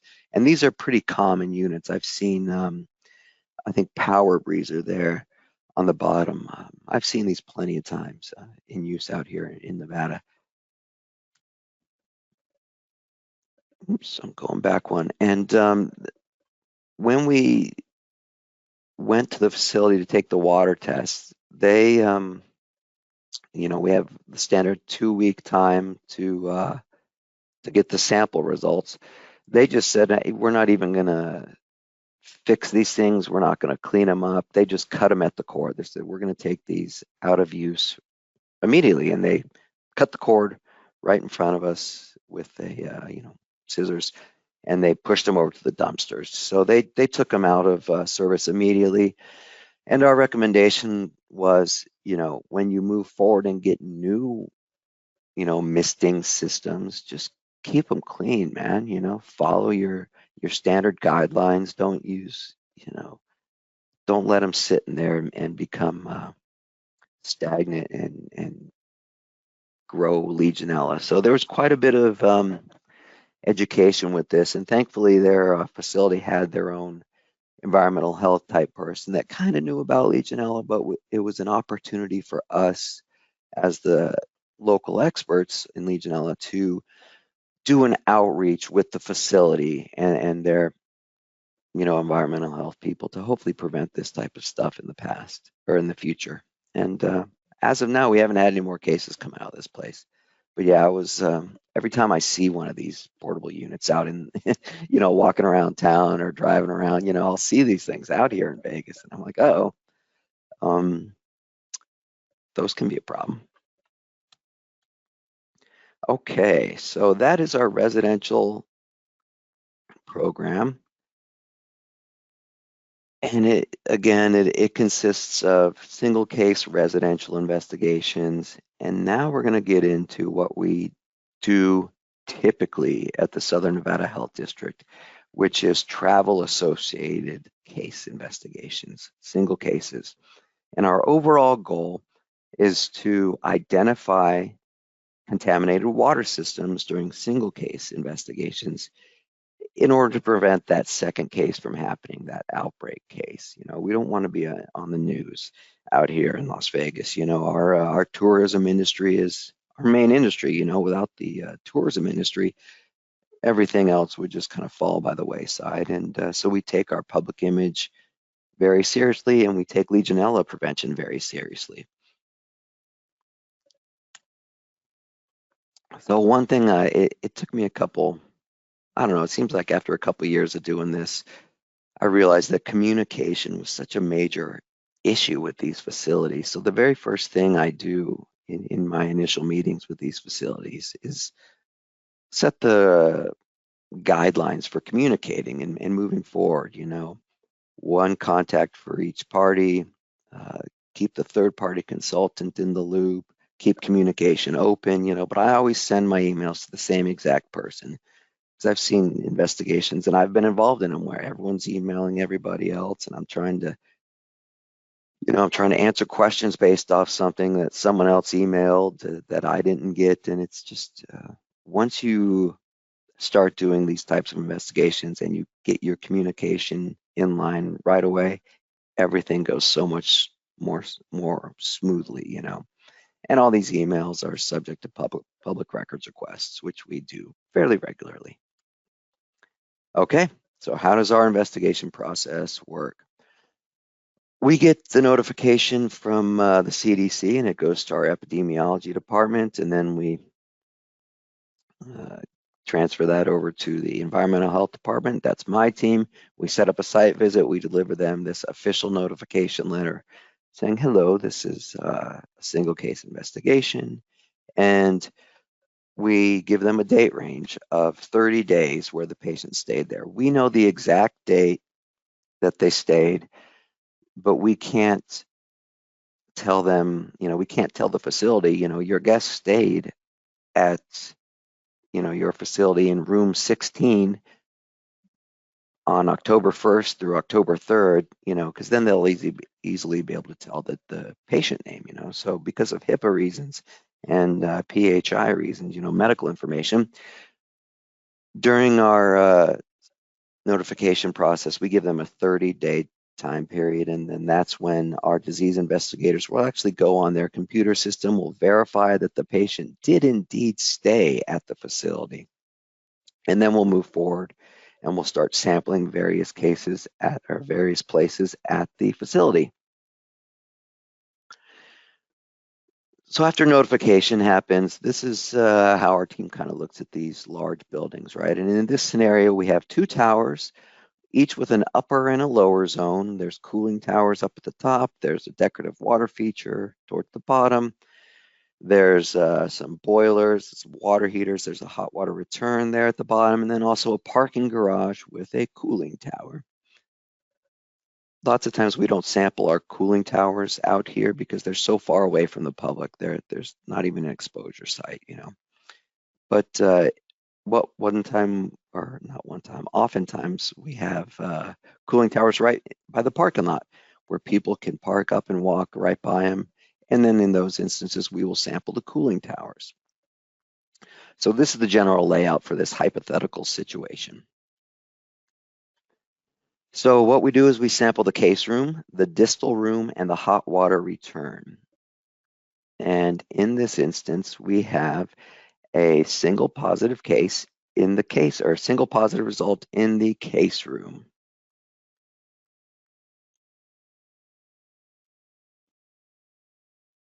Sorry, I was adjusting my screen. So we have a positive sample in the Tower 1 lower zone case room.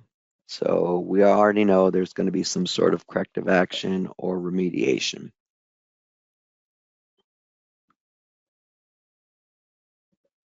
My goodness, I apologize. My computer is just acting up. Okay, so about a month later, we, in response to the positive case at the case room, we have the facility take water samples at 1% of the other rooms. Our facility is now looking to see if Legionella is only in this initial area or is it everywhere else. So they're going to sample 1% of the other guest rooms to try and find out what the problem is.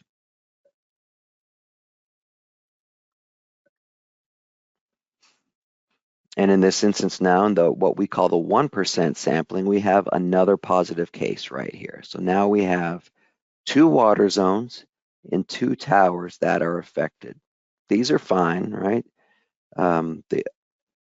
These other 2 zones are fine, but 2 water zones are contaminated with Legionella. So they're going to remediate those 1% of the water zones, or 1% of the contaminated rooms. They're going to remediate wherever they have Legionella, right? I'll make it simple. And then we put them on a post-remediation sampling schedule, and you're going to see this fairly often. A lot of jurisdictions use this. Once you clean up your water system, out here we have hyperchlorination as the primary tool for disinfecting the water systems, but we occasionally see some other systems. But once they clean up their water system, once they remediate or do corrective actions, however you want to phrase it, they start taking post-remediation samples, and they do sample every 2 weeks for 3 sampling sessions, then every month for 3 sampling sessions, then every quarter for 3 sampling sessions. And at any time, for the most part, if we get positive samples, they have to reset this sampling schedule.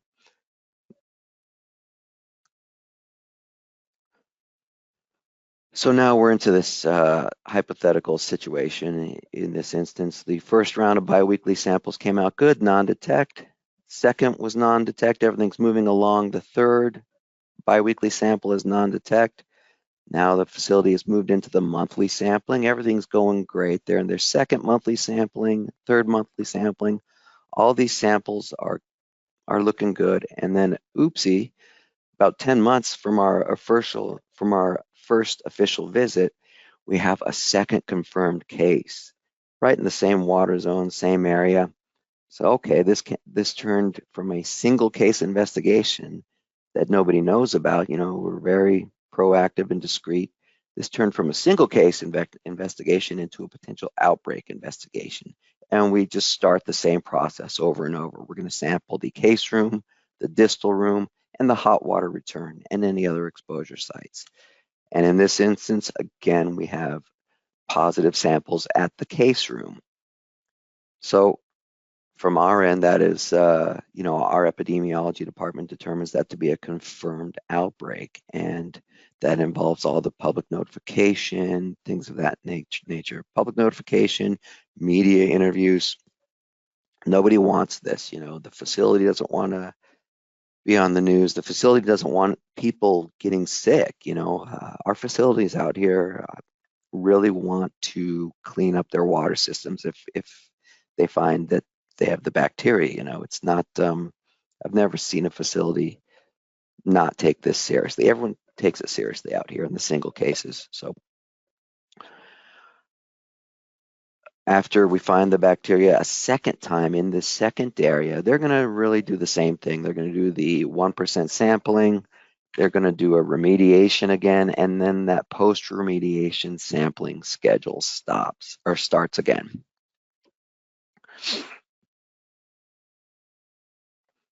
I should let you know about the when we do media interviews for outbreaks and things of that nature. One thing I've noticed over the years, you know, when I started doing Legionella investigations about 14 years ago, I would see these interviews, and it was very basic questions that were being asked by the reporter. Very bullet point things. And after about 2 years, I had to do an interview for one of our outbreaks.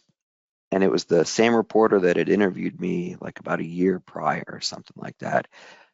And I personally noticed that this reporter, her knowledge of Legionella had grown, right? Like this person was asking questions about the levels of chlorine for their hyperchlorination as a corrective action, right? It wasn't some reporter that was told about Legionella that morning and then decided to write, you know, interview us and do a report on it. The media is becoming very savvy with Legionella, you know, and I think that's a good thing. You know, it can help the general public learn more about these investigations and not go into panic mode, right? When we initially start these investigations and we find the bacteria, so many of the facilities have never had to deal with this, and they go into reaction mode. They go into panic mode, and they want to do all this stuff right away. You know, well, what can we do? Can we throw really high levels of chlorine? Just hold your horses. You know, let's take it slow and follow the plan that you have put in place. You know, and meaning a water management program. So we always advise facilities to not only have a good water management program, but to follow it, you know. I don't know what's worse from my perspective. You know, I'm not an attorney, but I have been deposed in these situations. You know, I've seen both a facility that really had a bad water management program or no water management program, and I've also seen a facility that had a water management program that didn't follow it, you know. So it's like, geez, you had it in writing what you should be doing and how to correct everything, but you just didn't do it. So I've seen both of those situations.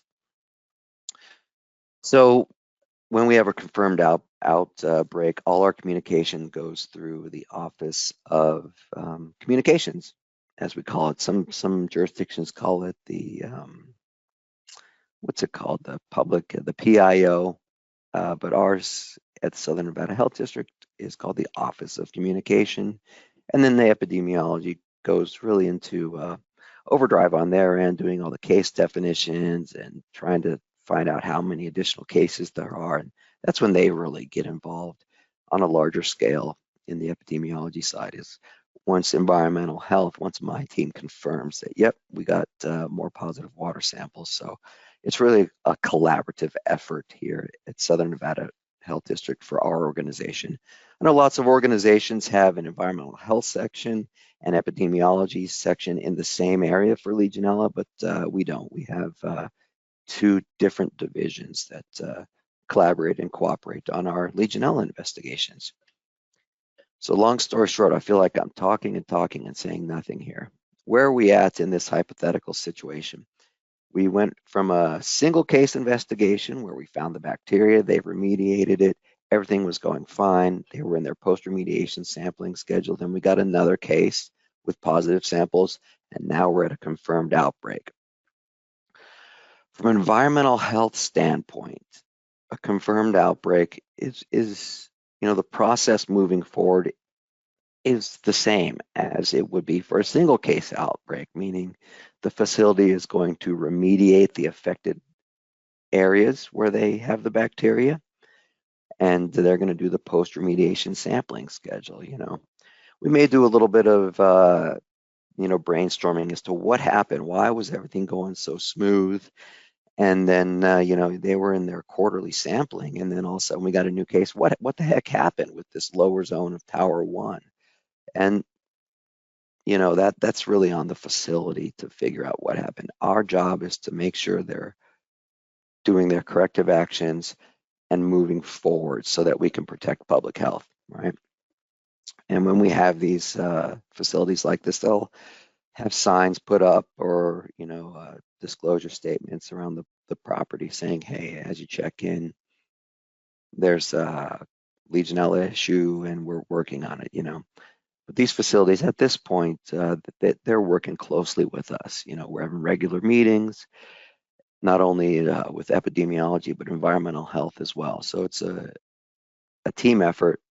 We try and get rid of this problem, meaning the bacteria in the water, as soon as possible so that everyone can just move on and, they can do their normal Legionella activities. So here we are. The confirmed case, they're going to again sample 1% of the other rooms. We're going to see a second time, is the bacteria anywhere else? And in this instance, nope, everything's good. It really is just this lower water zone that has the bacteria. They're going to remediate with a hyperchlorination system. Typically, most places I've seen don't do superheating of the water system anymore. It's just very difficult in our large buildings. And there's other reasons, and I don't even think it's recommended anymore. But years ago, we used to see the heat treatment of the water. Nowadays, not so much. They're going to remediate and then again get into this biweekly sampling, monthly sampling, quarterly sampling. You'll hear people in the industry refer to this schedule as the 3-3-3 schedule. You'll hear it called post-remediation sampling schedule, but it's just more or less a routine sampling schedule to ensure that your remediation efforts were successful, because that's what we want. And rather than go through all the slide after slide, it's just going to show us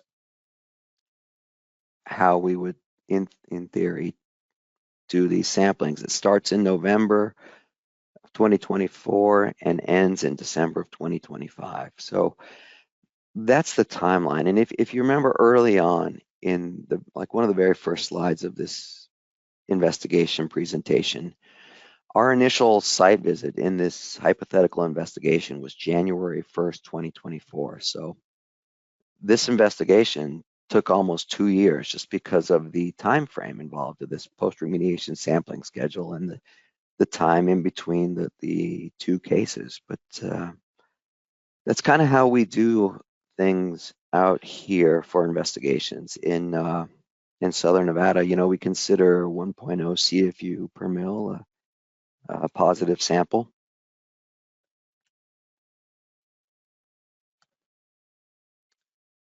And I tried to leave some time for questions. So if anyone would like to answer or ask questions, it'd be a great time. I know there's kind of a lot of information. No, we got a lot of questions. So Wonderful, good. yeah, well, we won't be able to answer them all. But Katie, if you'll give me the screen, I'll pull them up and we can start going through those. Again, we'll end up in the same boat. For the first talk, we had 13 or 14 questions. We answered 7. That's okay. I can probably, once I see them, I can get through them really quick usually. Well, sure. And we'll have time during the panel discussion. I mean, I always tell everyone when we do these webinars is at least we are willing to stick around as long as people ask questions. Sounds good. So question 1 is, do you run into issues with tenants requesting needing sampling and landlords being unwilling? Great question. We contact the patient or the resident first and get the samples, and then we'll follow up with the landlords or with the apartment complex. We get the samples first, and then we work with the facility, meaning we can't go to a landlord or a apartment complex office and say, hey, you know, John Doe in unit 2 has Legionnaire's disease. It's a HIPAA violation, right? So that's been our process. Number 2, residential testing is prompted by a patient from that household testing positive first. Correct. Legionella is a reported illness, and it gets reported up to the state and down to us, and then we contact them. Why would a tankless water heater be conducive to Legionella growth? Good question. I don't know. Years ago, I thought I read a paper somewhere that said they are more susceptible to Legionella. I just don't know. Who knows? I know, but in this instance, this residence had a tankless water heater and quite a bit of Legionella. It's kind of a tough situation, you know. There's a lot of those though today, Rob. So I think that very well could just be coincidence. Oh yeah, a lot of what? What do you mean? Tankless water heaters. Oh, gotcha. There are a lot in private homes these days. Ah, I didn't know that. I'm so used to the Yep. the old school tanked water heaters. What is SNHD's source of funding for conducting single family residential Legionella sampling? Good question. We had a grant funded project through the ELC and then switched over, I believe, to the EHC grant through the CDC. How many homes are sampled per year? We do about, I'd say 20 to 25 case investigations of residential. Our organization, once the CDC funding dries up, which it does, you know, it's a grant. Our organization actually funds our internal investigations through the general fund. Our leadership is very supportive of the Legionella program. I'm lucky. My team is lucky, you know. So when Legionella is found in a home, are there requirements to mitigate or provide backflow prevention devices to prevent contamination of the public water supply? No, we don't have any sort of regulation authority over that. We assume that the water main going onto the property is functioning. That's a great question, and no, our findings are shared with the homeowner. But maybe that's something to look into in the future. Questions: private wells without chlorination, water tank a factor in Legionella presence? I would guess so. What about an aeration tank for sulfur removal? Could that be a source? Possibly. You know, I'm not a well water expert. Why does flushing remove the Legionella? Is it because the water is coming from the well instead of the water sitting in the pipes? I guess that's one of the theories. Flushing, let's just say you have an area where it's not getting flushed and it's just sitting in there being stagnant, you know. Flushing it is going to get rid of that stagnant water. It's going to reduce water age. What is the approximate cost of a typical sampling event? When we had a private third-party lab doing our samples, they would cost us around $100 per sample. Now that we are elite certified here at the health district, the cost has gone down a little bit, you know, and more of the cost is in staff time as opposed to, you know. supplies and things like that. What is considered a high sample number in a residence? I mean, I guess it all depends on the situation, you know, like if you have a person who, you know, is struggling and battling cancer, and then they barely survive Legionnaire's disease, you know, what would they consider high? You know, is 1.0 high, or is 1,000 high, you know? Usually when we get into the double digits, I'm like, oh, okay, that's a little high, but definitely that 300 number I saw, I would consider high. We had a residence that was 4,000 CFUs per mil. That's bonkers to me. And again, we had to have this same discussion, you know. So there's no set number. You know, obviously, you want non-detect. So, How common would? Oh, sorry. Go ahead, Steve. well, last question. Sure. How common would Legionella be found on cruises, found in hot tubs, pool decks? I know the cruise industry is well aware of Legionella and has water management programs specifically for these cruise ships. So I would guess it's common, but I've never done cruise ship investigations. You know, because Vegas, we're landlocked in the middle of the desert. Is it easy to catch if you were to walk by the area or eat in proximity of the tables? You know, it all depends on your, what are they called? Comorbidities, risk factors, how healthy are you, you know, things like that.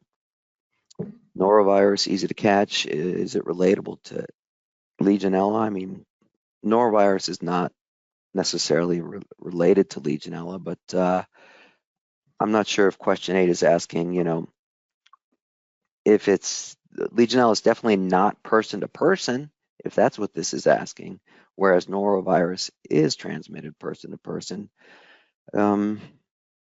Yeah, so I wish I had more information on the cruise ship question. We just don't do them. I'd love to be asked to go help out with a cruise ship investigation down in Long Beach or something like that, California, but we just No don't. doubt. Yeah. All right. So we're going to take a 15-minute break, or now 14-minute break, but be back here at quarter after, and we'll start with our next speaker. And again, there's a lot more questions here, so we'll figure out how we're going to get to those at the end. I'll bring that up when we get back together. So everyone, here's your 15 minutes, starting now. Thanks, everybody.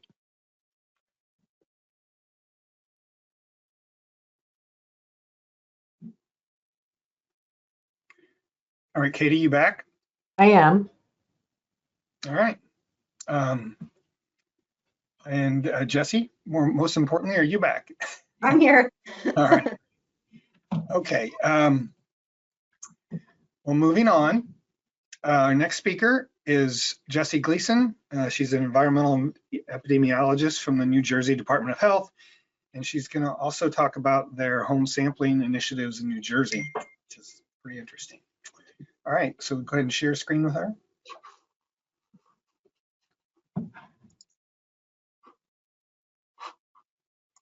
I'm just sharing the right one. I don't think I am. Yes, you are. Yep. Yep, it looks good. Good. Yeah, I got lucky on that one. Okay. Please start slideshow. You're ready. Get this out of the way. There you go. Okay. So thanks, Steve. We have undertaken several Legionella home sampling initiatives in New Jersey, starting right around COVID time, just to add some more complication to the topic. But I just wanted to take this chance to share some of the things that we've done and the things that we've learned. Here we go. So just some background. A lot of this was covered already, so I won't like overkill it. But a lot of the work that we do with Legionnaire's disease prevention and understanding the sources of Legionnaire's disease are often related to outbreak scenarios. And in these outbreak scenarios, at least in New Jersey, they'll conduct environmental investigations or further assessments to better understand what's happening. These investigations are often related to complex building systems such as hotels, healthcare, assisted living, and implicated sources are often things like potable water systems, cooling towers, and hot tubs. However, despite a lot of the public health resources targeting outbreaks, which is appropriate, no comment there, but a lot of our cases are really sporadic, meaning that we don't find any type of epidemiologic link between the cases. And further environmental assessments or investigations are often not conducted amongst this group of sporadic cases. And as I mentioned, it's really a large majority. It could vary depending on jurisdiction. In New Jersey, it's about 90 to 95%. So given the long incubation period, there are many potential sources of exposure for a single sporadic case. And so additional study of these sources of exposure for sporadic cases is warranted. And this was part of the impetus for our work with home sampling. Residential plumbing is likely an important source of aerosol exposure when we think of our interactions with water throughout the day. There are household-specific activities like showering, dish and clothes washing, use of humidifiers or other respiratory medical devices. Also, there are some unique features of premise plumbing which could lead to proliferation of Legionella, such as cross connections, dead legs, high surface area to volume ratios because the piping is tinier, and water stagnation or low disinfectant residuals in the home and other reasons. There has been some previous research in Legionella occurrence in single family homes. Estimates range between 6 to 32%. A more recent study, I say recent, the time moves so quick, look, it's 2018, it's been maybe not so recent, but there was a study of residential plumbing systems in Flint, Michigan, which followed 1 year after a large Legionnaire's disease community outbreak. And in that study, they found 12% of sampled homes had detectable Legionella, but however, they did not collect samples from homes of any confirmed case patients. So to that end, we did a statewide sampling pilot, sometimes we call it a pilot, and we did publish on it. So I want to go through some of the things that we found in this statewide pilot. So this is a picture of New Jersey. New Jersey is the most densely populated state. We have a population of about 8.9 million. Our largest city population is about 300,000. So, and then we only have 7 cities with a population greater than 100,000. And I guess I just say this to sort of make the point that a lot of New Jersey is really suburban, and we have a lot of single family homes. So it might make New Jersey a good area for this type of work. Our goal in this project was to target 40 homes of incident Legionnaire's disease cases. We prioritized the incident cases. I put incidents in quotes because we only reached out to these cases after the local health department had completed their investigation. And as some of you may know, this could take quite some time, maybe even as much as up to 2 months. Before we contacted any of these LD cases, we did notify the local health department, and we conducted next of kin interviews as well. In addition to sampling homes of recent incident cases, we also wanted to target and sample homes of non-incident cases or volunteers. We recruited amongst our coworkers, professional contacts, local universities, REHS work groups, friends and family. And our goal was to sample 2 homes from each of our 21 counties, and then at least 1 home from each of our 20 most populated municipalities, just to give a good smattering across the state. Initially, we had proposed offering a $50 gift card to our case homes to incentivize them to participate. However, we didn't have much of an issue getting case homes to participate. A lot of them were really curious and anxious to know if their home had Legionella, if that could have been their potential source of exposure. So they actually were a much more motivated group. The volunteers, on the other hand, were much less motivated. And so I do believe the $50 gift card worked well to incentivize more participation. Our household inclusion criteria was you had to be a single family home and it had to be owner occupied. We really wanted to limit any sort of tenant landlord liability concerns. So if a home came back positive for Legionella and you're a renter, your next question is going to say, how's my landlord going to help me with this? And that landlord is not really liable for Legionella. This is very sort of exploratory work.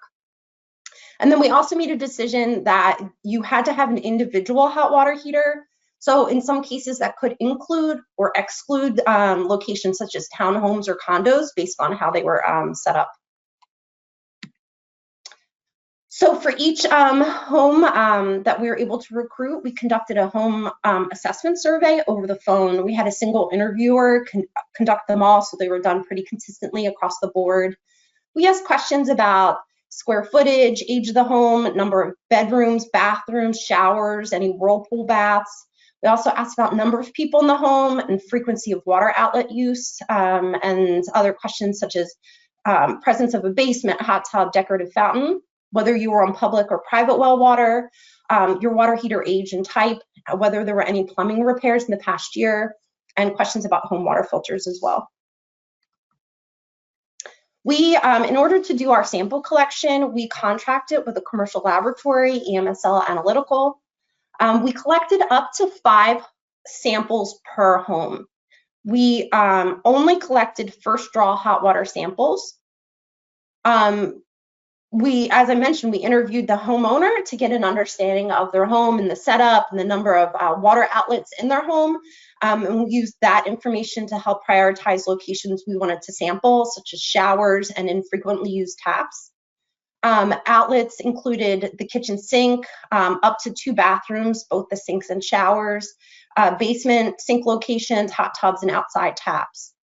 We did not sample the hot water tank, as Rob had mentioned. We didn't really want to touch it. A lot of them are old or haven't been ever sampled, or the port ever opened. We also didn't remove any aerators or shower heads for similar reasoning. And we also did not collect cold water intake data. We really wanted the findings from this project to really reflect on the household plumbing and not get distracted by conversations about the role of the public water possibly. We sampled, each sample was analyzed for Legionella using both PCR and culture. We measured free chlorine at each sample outlet, and we also collected a measurement of household hot water temperature. Here's a picture of our results letter. I don't need to belabor it. It's really complicated, like looking at this now. There's this real sort of decision that we had to make between, and this is the decision we always have to make in public health. You want to be transparent. You want to share the information that you've collected from people. It's their data, but you also want to do it in such a way where it's not overwhelming or too complicated or too technical, or you're concerning people about things that maybe we don't really understand whether they should be concerned about it enough or not. So we did put a lot of thought into this information and trying to be as transparent as possible, but also being responsible with being clear and not like making people freak out too much just because they maybe had a PCR positive at a single sample outlet. As part of this work, we also developed an educational brochure. This is available on our health department website. And this outlines best practices for household water and prevention of Legionella growth in the water. It provides a little bit of background on Legionnaire's disease. So in summary, we had a goal of collecting, sampling 40 case homes, 60 volunteer homes, and we managed to sample 94 of those homes. 37 of them were cases homes and 57 were volunteer homes. And in total, we collected 451 samples. And this did include at least 1 home from all of our 21 counties and 20 of the most populated municipalities. So here's a lot of eye charts. I'll walk you through them. So in this top row here, this is culture. And so amongst, as I mentioned, we collected 5 samples per home. So we're calling a home culture positive if it had at least 1 positive sample. So amongst the 94 homes we did sample, 15% had at least 1 culture positive. When we look at the 37 case homes that we sampled, 19% had at least 1 positive, compared to 12% amongst volunteer homes. This was not statistically significantly different. So we do see, 19 is bigger than 12%, but we weren't able to establish that statistically. We see a similar pattern with PCR, but obviously the detection rate is greater, where 57% of homes had at least 1 positive sample by PCR, 65% in case homes, and 53% in volunteer homes. As I mentioned, we did the home survey, and so we were able to collect a lot of information about the homes that the cases and volunteers were living with. And there were some important differences between case homes and volunteer homes. As I mentioned, our volunteers were our coworkers, our EHS network, other people we knew at local universities and academia. So as we kind of thought would happen, in general, volunteers had larger homes. They also had older homes, and they had a greater number of bathrooms and other rooms. And there were some other differences between the homes there, but as we expected.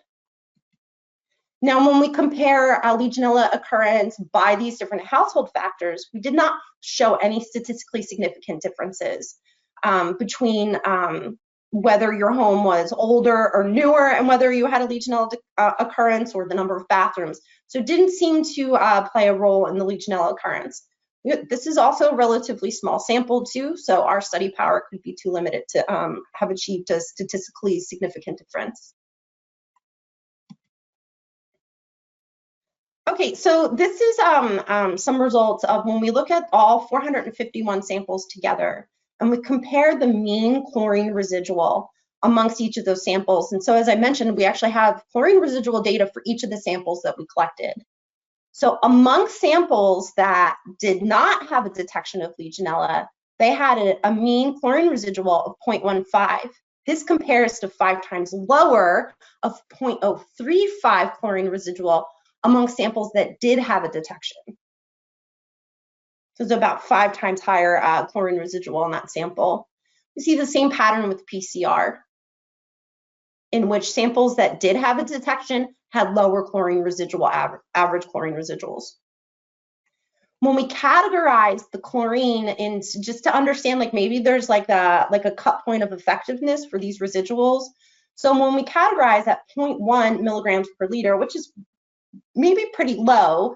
So among samples that had low chlorine residuals below 0.1, 9% had a detection of Legionella.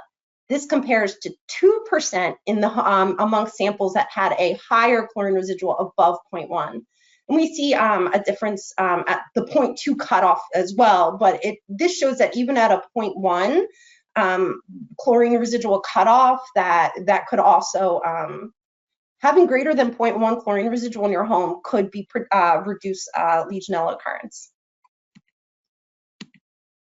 We see that again, the same pattern with PCR, but maybe not as strong. Here's the same table, but this is related to household hot water temperature. So again, samples that had a detection of Legionella had lower hot water temperature in their home compared to samples that did not have a detection. When we categorize that to 123 degrees Fahrenheit, which was actually the median point in our study, we also see that samples in homes with lower hot water temperature below 123 degrees were more likely to have Legionella detected compared to samples collected from homes with higher hot water temperatures.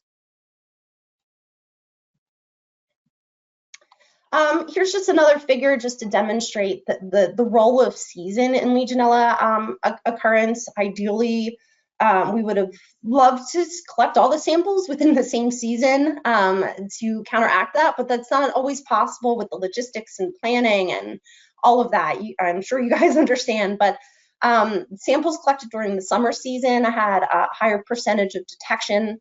And this also relates to chlorine residuals, that when we see as you move through the warmer months of the year, chlorine residuals really do decrease as the same time as the temperature is increasing. So there's, a lot of things sort of interacting here. We wanted to take the data that we had from this project and really, just do some multivariable modeling to see if we could identify like which factors are really playing a role here. So are you able to see my mouse by any chance on the screen? Anyway. Yes. Yes. Good. That's helpful. Thank you. So in this univariate analysis, we're not controlling for anything. And you can see free chlorine, hot water temperature, and season are playing a role here. You had 4 times greater odds of having a Legionella detection in your home if you had free chlorine greater than 0.1. This should, that's the reference, I'm sorry, so less than 0.1. And then we see some of these household factors also pop out as well. When we use some other modeling techniques, such as stepwise, forward and backward, you see we get kind of varied results about which variables really matter here, which ones are significant. It's a little noisy. We ultimately decided to just kind of focus on a final parsimonious model where we're able to demonstrate here that free chlorine, household hot water temperature, and the season in which you're sampling has a big impact on whether your home is going to have detectable Legionella. And each of these is controlling for the other. So these are really independent of one another statistically. Okay, so we completed that project to the 94 homes, and I think we learned a lot from it as far as developing the protocol and what to make sense of. And we published that work. In the meantime, we actually still had some money left over from the CDC funding we received to do the initial project. Our staff and our communicable disease service decided to continue doing home sampling for incident case homes. And then there was still other money. And this was not included in the paper, but as we start digging through the data more, we find that there was an area of concern in which 6 of the 7 homes that we sampled for our statewide pilot, 86% of them had a detectable Legionella in their home in a single municipality. We were already kind of suspicious about this area, to be honest, because there were previous environmental assessments in the area due to community outbreaks. These assessments ultimately led to looking more closely at the public water utility serving that area. We published a paper in 2014 sort of outlining this community investigation, and it highlights some water system deficiencies in this public water system area, such as there hadn't been flushing in years, if ever. There were zones of high stagnation and low water pressure in certain areas of this system, and other issues as well. It's a water utility that is, public, it's old, it has aging infrastructure, and it probably doesn't have sufficient funding. So we have this, we did this statewide sampling and we're like, oh, that's weird. Why are all the homes in this area coming up positive? We also have this history of these community outbreaks. And then also starting in 2018, we started to see increases, more increases of disease in this community area. And this included in several building water system investigations where they had, met outbreak criteria. Investigators went in, worked with these building facilities to work through, their issues that they can resolve. And during that process, the consultant or the facility would collect, an incoming cold water sample. And in several of these investigations, Legionella was detected. And I'll steal from Kathleen Ross, who's one of the investigators with the Communicable Disease Service, who said she can count the number of times on one hand that she's seen cold, flushed water detections of Legionella. So all of this is sort of adding up.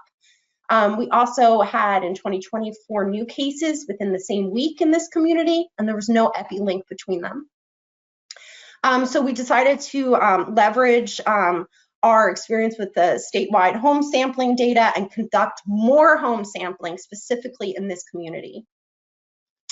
So here in this table, here's our statewide sampling, which, let me go backwards.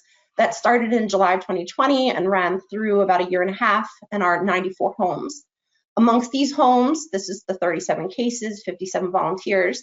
And then amongst this water system, 9 of those homes were within this water system area. This is actually a kind of big number, and this water system was overrepresented in our sample because we were focusing on incident cases, and a lot of our incident cases were in this area. And then amongst the sample, 85 of the homes were from other water systems or were on private well water. As I mentioned, we continued doing expanded home surveillance once our pilot had completed, in which we focused on cases. There were an additional 6 volunteers that may have gotten put in there that we wanted to include in our analysis. And then we did investigation-related sampling, in which we sampled 50 homes in this water system area to better understand what was going on. And this happened in 2022. And we're working on sort of looking at this data more closely now. So these were all volunteers, none of them were cases. 45 of them were within water system A, and then we sampled additional 5 that were served by another water utility, but in the same town. The town was served by 2 water utilities. So in total, we sampled 170 homes across these 2 or 3 years of sampling. In addition to the 50 homes that we sampled during this investigation sampling, 6 additional homes were sampled, but for cold water only. And then also 25 of the homes within water system A were resampled. So they have both initial and resampling data. The sampling protocol for our investigative sampling was modified to include 1 cold water sample and 4 hot water samples. So previously we had done 5 hot water samples, and now we've replaced one of those with a cold water sample. This was also a cold water flush sample in which we set a timer for 8 minutes. We estimated that that would be a sufficient amount of time to flush out the system and be more reflective of the public water. As I mentioned, 50 homes were sampled, 6 homes were sampled for cold water only, so that's where that number 56 is coming from. We did this in a series of phases for the investigative sampling. In our first sampling, we sampled homes within the community that had reported the increase in cases. So this included many homes that were served by water system A, and then some homes that were served by this other water system that also served the community. Our second set of sampling expanded to then include other homes located in other municipalities that are also served by water system A. And then third, we did the resample data of 25 homes. So for some context, as we talked about in our statewide pilot, we found about 15% of homes had some detectable Legionella. So across these 56 homes here, amongst the cold water detections, which we previously don't have baseline data on, but almost 20% had at least one detection. 19% of the cold water samples we collected had Nemophila, and about 55% had any Legionella species. And this is in cold flushed water. Here's from our first draw samples where we had 4 for each home. So each home, there was about 27% had at least one Nemophila detection by culture, and 82% had at least one culture detection for Legionella species. So this number 82% here can be comparative to the 15% we found in our statewide pilot. Here's our resample home data. Legionella occurrence among the 25 resample homes served by water system A. So we look here, here's our cold water samples here. Amongst the 25 homes initially sampled, 16 had Legionella detection. And then when we resampled the cold water flush, only 1% of those homes had a Legionella detection. This is our hot first draw sample set. 21 out of the 25 homes initially sampled had Legionella species detected. In the resample data, 14 had some detectable Legionella in their home. We also see a percent decrease in the number of outlets which had a Legionella positive from on average 2.6 locations per home to about 1. So we see a really drastic reduction in the cold water flush detections of Legionella, which is really promising. I'll also add throughout this process, as we began to better understand our findings and our results, conversations were very closely ongoing with our Department of Environmental Protection, who was working very closely with the EPA, as well as with the water utility. And as we began to sort of better understand what's happening here, mitigative actions were happening throughout. Most notably was they created a target value for chlorine residuals throughout the system, and those notably improved. So this was really reassuring to see this reduction from 16 to 1. Unfortunately, we didn't see the same type of reduction within the hot water samples. And so this suggests that maybe there's some level of colonization in these homes. So even though they reduce the burden being contributed to homes in the system, that these homeowners might need to take additional actions to reduce the occurrence inside of their home. Okay, here's a really busy table, but I'll do my best to walk you through it. So here in this total line here, so in this side, I'm stratifying all 170 homes that we've collected any home sampling data for across these several years, including both the investigation, the statewide pilot, expanded surveillance. We're combining it all. And then I stratified it by whether you were in water system A or any other water system, which could also include private well water. So in any other water system outside of water system A, there was a detection frequency of 16%. This compares to an 80% detection frequency in water system A, and this was statistically significantly different. Now, when we look at these different factors here, I can compare amongst the factors within each of these two strata.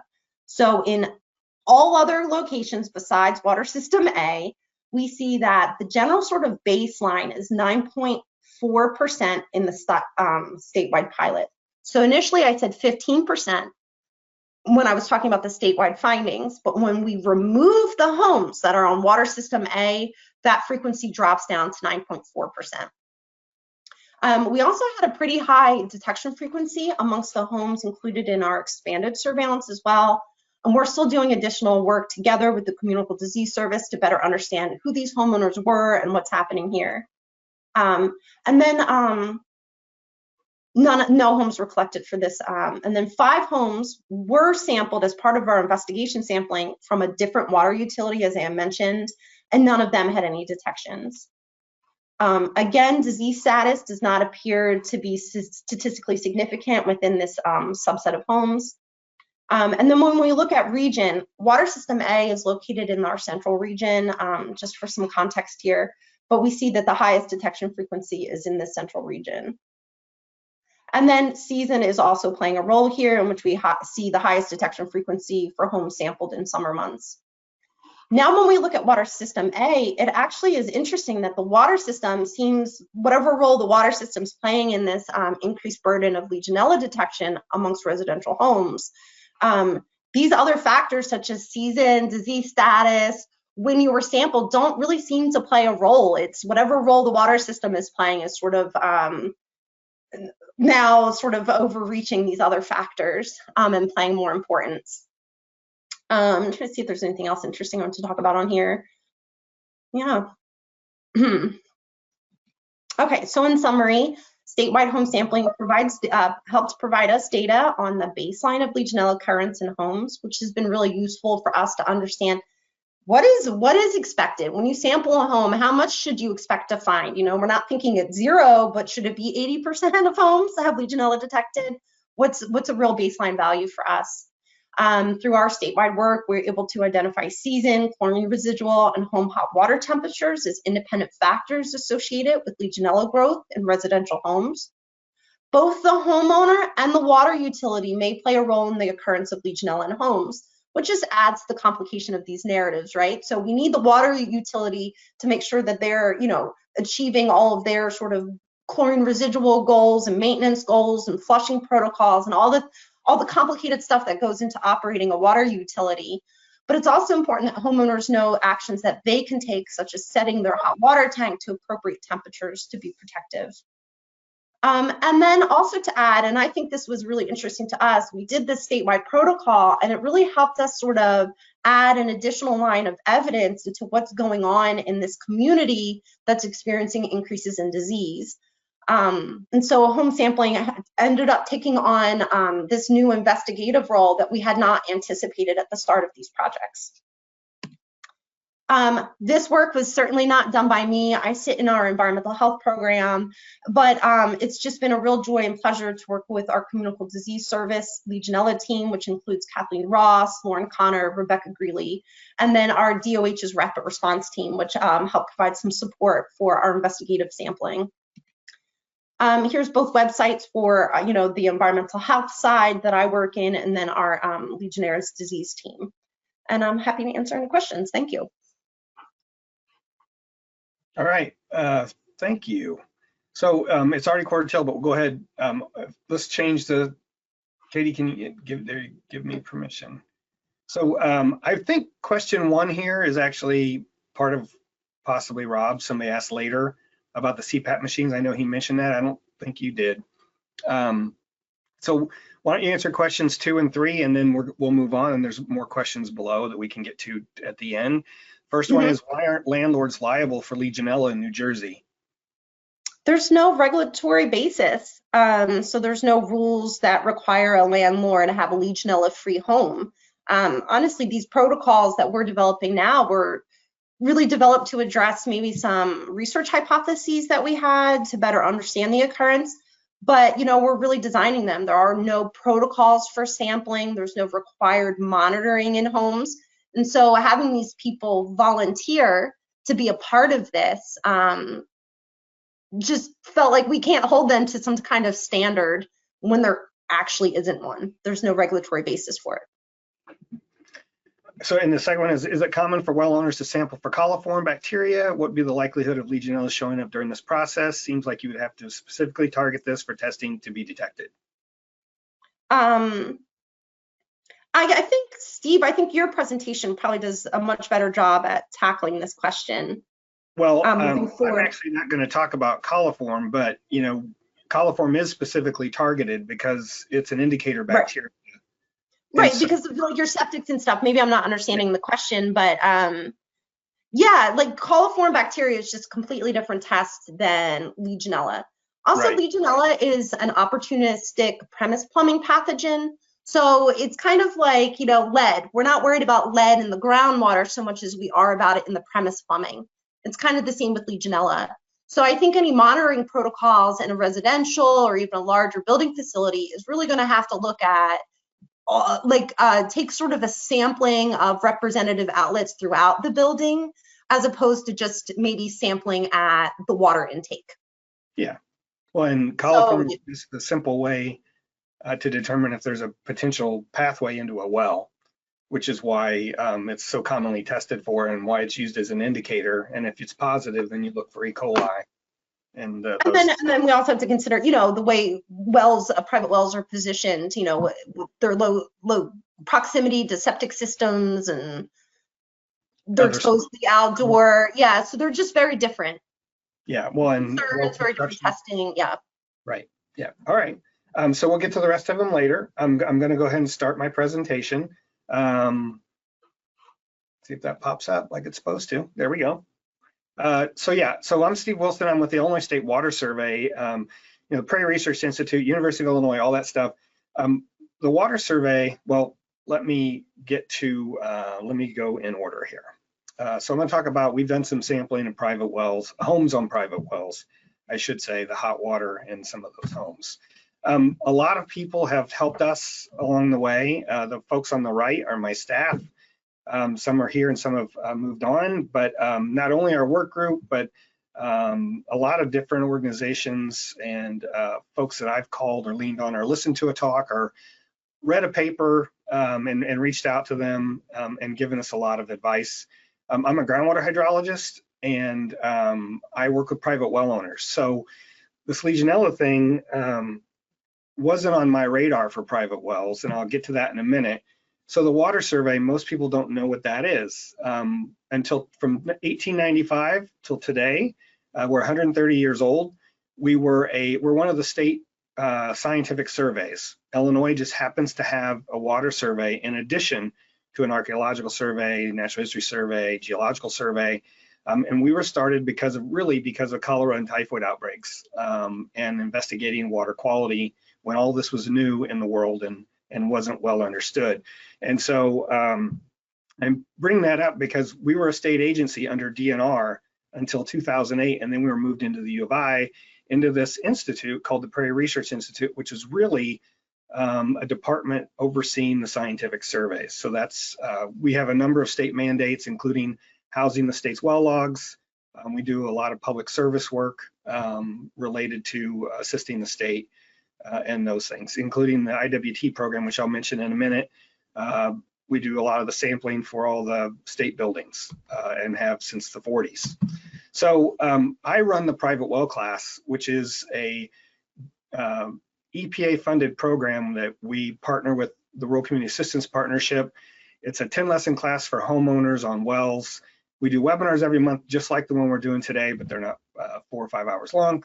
And we provide support to well owners around the country. We're also a provider for CEs through NEHA. And but the water survey as a whole does a lot of other things, especially a lot of applied research, groundwater modeling, contaminant studies. And so we have the wherewithal to go out and investigate an issue when it comes up. Sometimes that's grant funded, sometimes we can use internal funds. And so this all started in February of 21 on one of our webinars. We do one a month. Someone asked, is Legionella a concern for homes on private wells?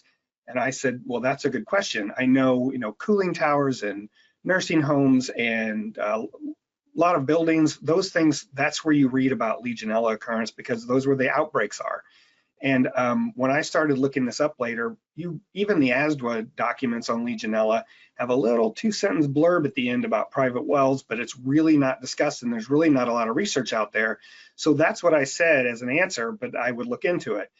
Someone on the webinar pointed out this journal article, and it's from Virginia Tech. They did a study of 44 homes in North Carolina, and it piqued my interest. I read the paper, I started looking into things. What really raised my curiosity is, private wells aren't disinfected. There's very little research out there. And in the early days, Legionella was discovered in 1976. There's a little work in the early 80s where they actually sampled the well itself, found very little, which makes sense. And now, we know what we know. It's in the hot water plumbing, typically in homes. And again, the risk communication stuff I looked at rarely even mentions private wells. So you take on top of that, on NHS's website, I found information. There's 10,000 cases a year today, and 96% of those are sporadic or community acquired, whatever term you use, and they're not as likely to be investigated. Some places do, like the Southern Nevada Health District, but many do not. And so for those 9,600 cases, that were a couple years ago, no one really knows what the source might be, and it's not really investigated. And so that raises that question because private wells are using natural groundwater. We recommend people add treatment when they have an identified problem that's identified by sampling. And so, and a lot of well owners have never even sampled their home. And on top of that, most homes on a private well, if they're even more than a few years old, likely have biofilms in their plumbing. And that's just the nature of groundwater. There's a lot of bacteria that live and they're ubiquitous in groundwater to start with. So my concern isn't as really a researcher, or it's really on the public health side related to the 58 million people that have 23 million wells in the country that use private wells. So I reached out to one of the authors who recommended William Rhodes to us, who is also one of the authors. And so he introduced us to this work group that's New Jersey, New York, and the Southern Nevada Health District. All the folks that spoke today, we've met off and on for the last 3 years. They're all looking at this from their responsibilities for their health departments, and I'm looking at this from a different perspective, but I'm a groundwater hydrologist, and I have had zero Legionella experience when we started this 3 years ago.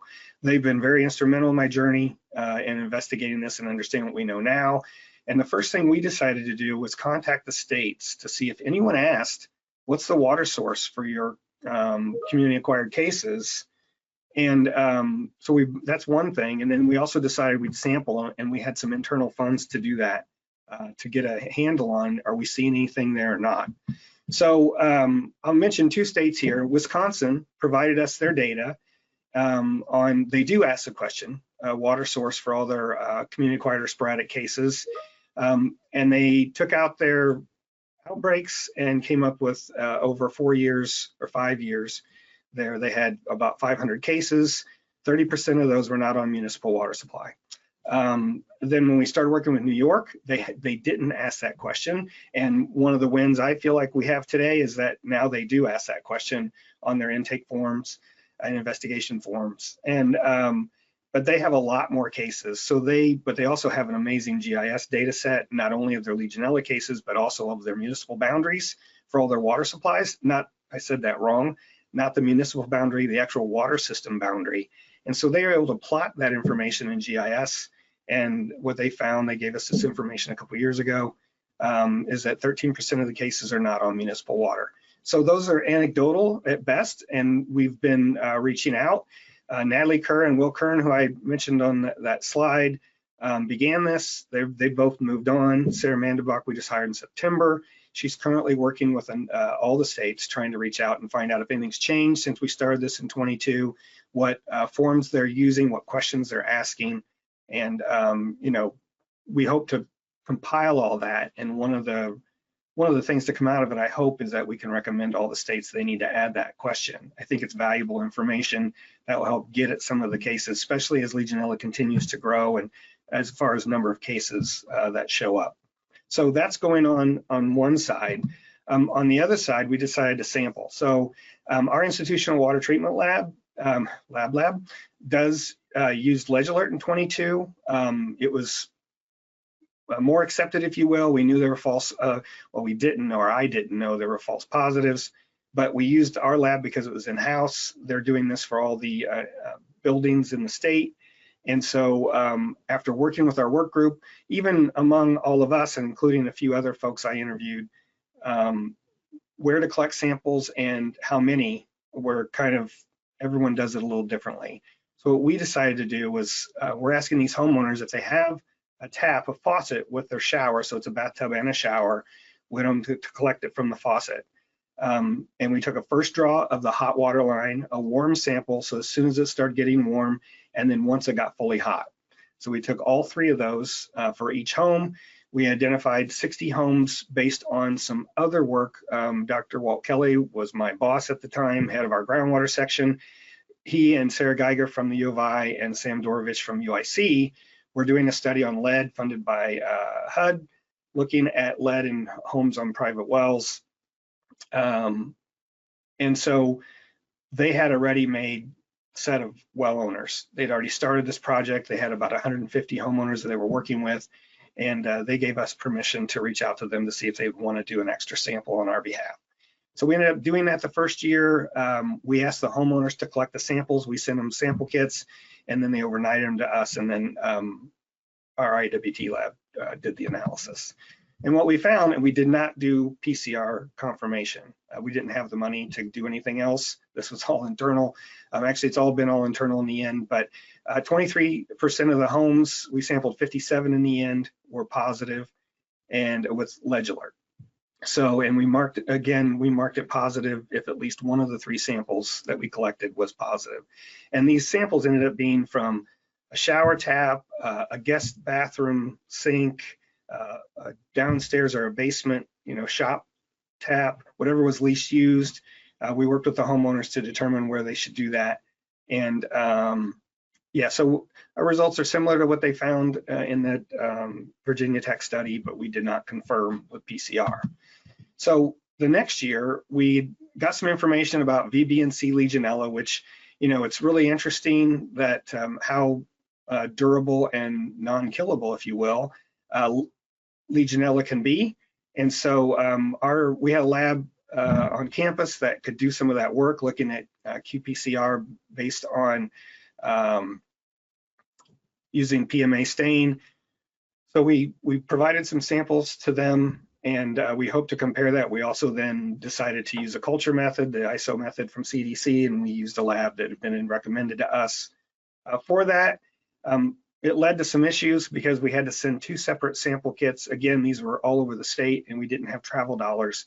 So we asked the homeowners to collect the samples. We wanted to go back to the same homes.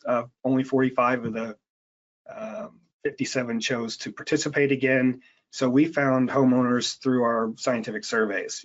We asked PRI, our parent department, to send out an email. There's about 900 staff among all the scientific surveys. And I had more than 20 some people respond within the first day. And so we found 15 homeowners that were actually in more parts of the state because of some of the field stations, like for the Natural History Survey, that are at state parks or other places. And so we did this work in 23, and it was really, the PCR results, they were all very low. There were only 2 samples where they could actually do any quantification. 18 were positive of the homes. 18 were also listed as undetermined, at least one of the 2 samples. And you can see on the right from the ISO method, we actually had 3 homes that tested positive for at least for 1 Legionella species. We found 3 different types: Legionella pneumophila serogroup 5, this blue-white species, which is one of 5 that fluoresce, and rubicillins, which is just another species of Legionella. I haven't done a lot of work looking at that. What's frustrating is that the 3 positives using the ISO CDC method were undetermined with PCR. And so not sure what to make of that. We reached out and have discussed this a number of times, but really what we realized, one is the PMA stuff, and well, I'll get to that, is beyond what we should be looking at. We should be sticking to the basics, trying to identify how we might be able to help homeowners. We're not going to be able to deal with the VBNC stuff.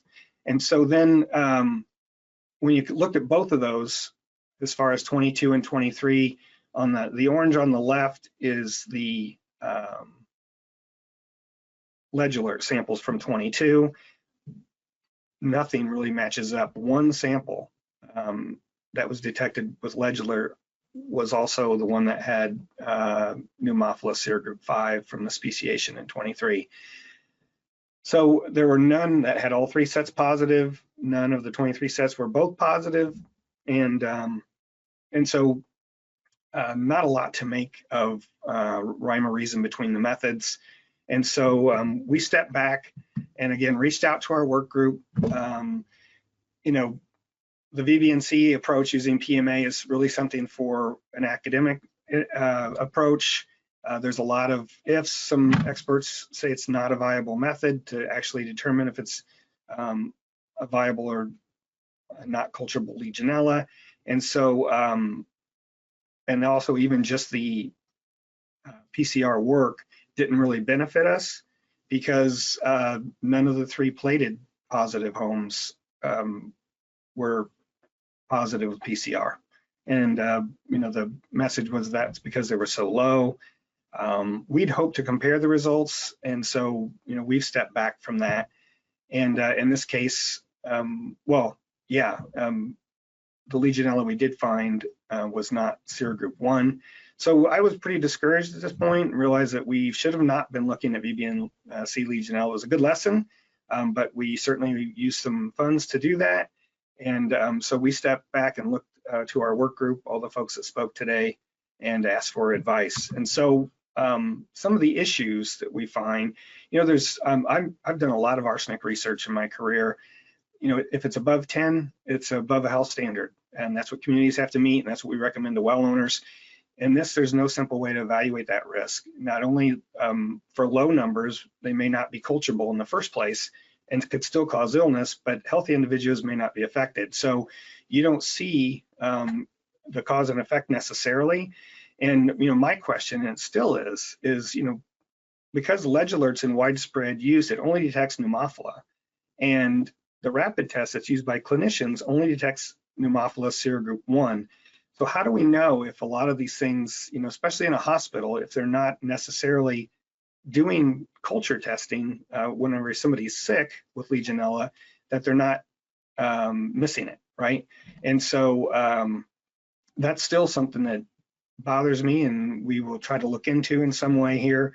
But so what do we do next? So again, I lean more on other folks with experience. I reached out to a lot of the people on that list at the beginning to get more information. I went to the NEHA meetings and I gave our presentation and then listened to a bunch of others and got a lot of advice that has been both beneficial and eye-opening as far as the state of the science for Legionella testing. It's just, there's no silver bullet, and that's I guess that's a message many of you who work in this field already know. So I really felt like 2023 is kind of a bust for us.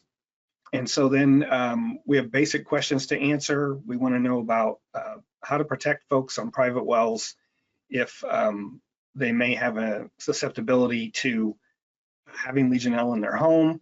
So what we decided to do, one, everyone agreed we needed to collect the samples to eliminate that variable. We also needed to sample for all three methods and use one lab. And so, and also there was another method that we were going to consider. And so that's the approach we took for 2024. So we decided to pick 20 to 30 from our existing pool and collect samples by those methods. We would collect the samples. We also wanted to add triplex PCR, which is a method that Eurofins had developed and was being used in some of the state health departments, which can differentiate species and serogroup 1. And then one of the things that we'd heard would be a good idea would be to take a completed Legionella sample and the cells that show, there's positive, and send them back to a lab and try to get analysis on what might be in that sample. Part of that's because we know Legionella can have false positives from other bacteria like Pseudomonas. And so that's one of the things I wanted to look at, because we did not know that until after we were done with our Legionella analysis the first year. And the lab analysis person at the time in our IWT lab, I went back to him and just said, hey, did any of these turn right away, or were any of them a different color? And he was like, yeah, I think they were, but we had no data, no way to show how many they might have been. So then we were ready to go, and then Eurofins stopped doing the triplex testing, and so we couldn't do that. And then I couldn't find a lab willing to do the Legionella positives as a follow-on test using the media that was, already quote contaminated, because there's no standard method for that. And this was at the time. I found someone since. So we sampled last June. We were in a hurry because the funding I had ended on July 1. So Sally and Aaron did all of the sampling for those 38 homes in 9 days. I had to be out of the office, as it turned out. And so we were lucky to even have the data we have. But we collected 3 500 ml bottles of the same first draw, warm and hot. We tried to go to the same sampling taps we did from the other time. And then the lab actually split the samples and did PCR, Legionella, and CDC's ISO method. I was concerned homeowners were letting us get in their home. We found that I was totally wrong about that. They were very welcoming. We didn't really have anyone turn us down.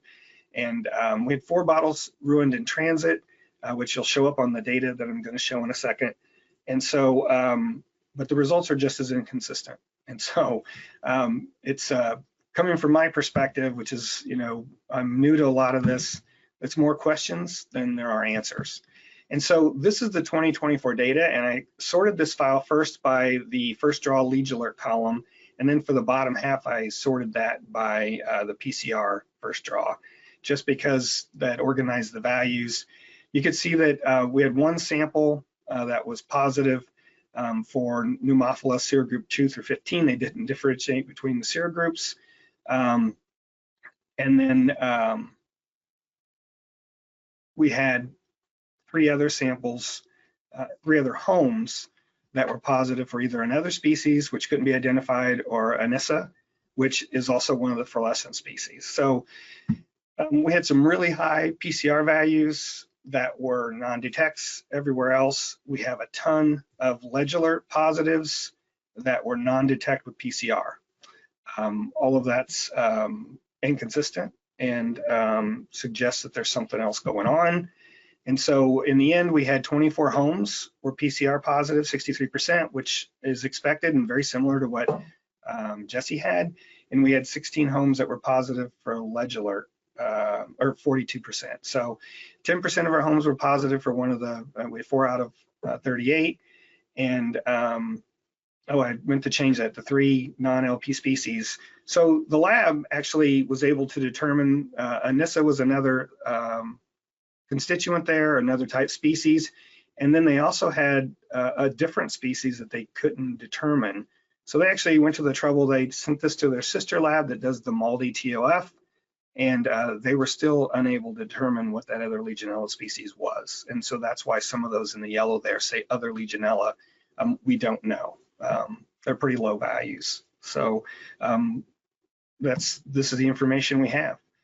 So the good part of this is that the 2024 home that had Legionella pneumophila was positive for all three methods. It's also the same home that was positive for Legionella serogroup 5 in 2023. The labs report things differently. So one doesn't differentiate in the data we had. I don't know if we could have paid extra there or not. And the home that was positive for the blue-white species in 23, it's one of 5 that fluoresce, was also identified as L. anissa in 2024.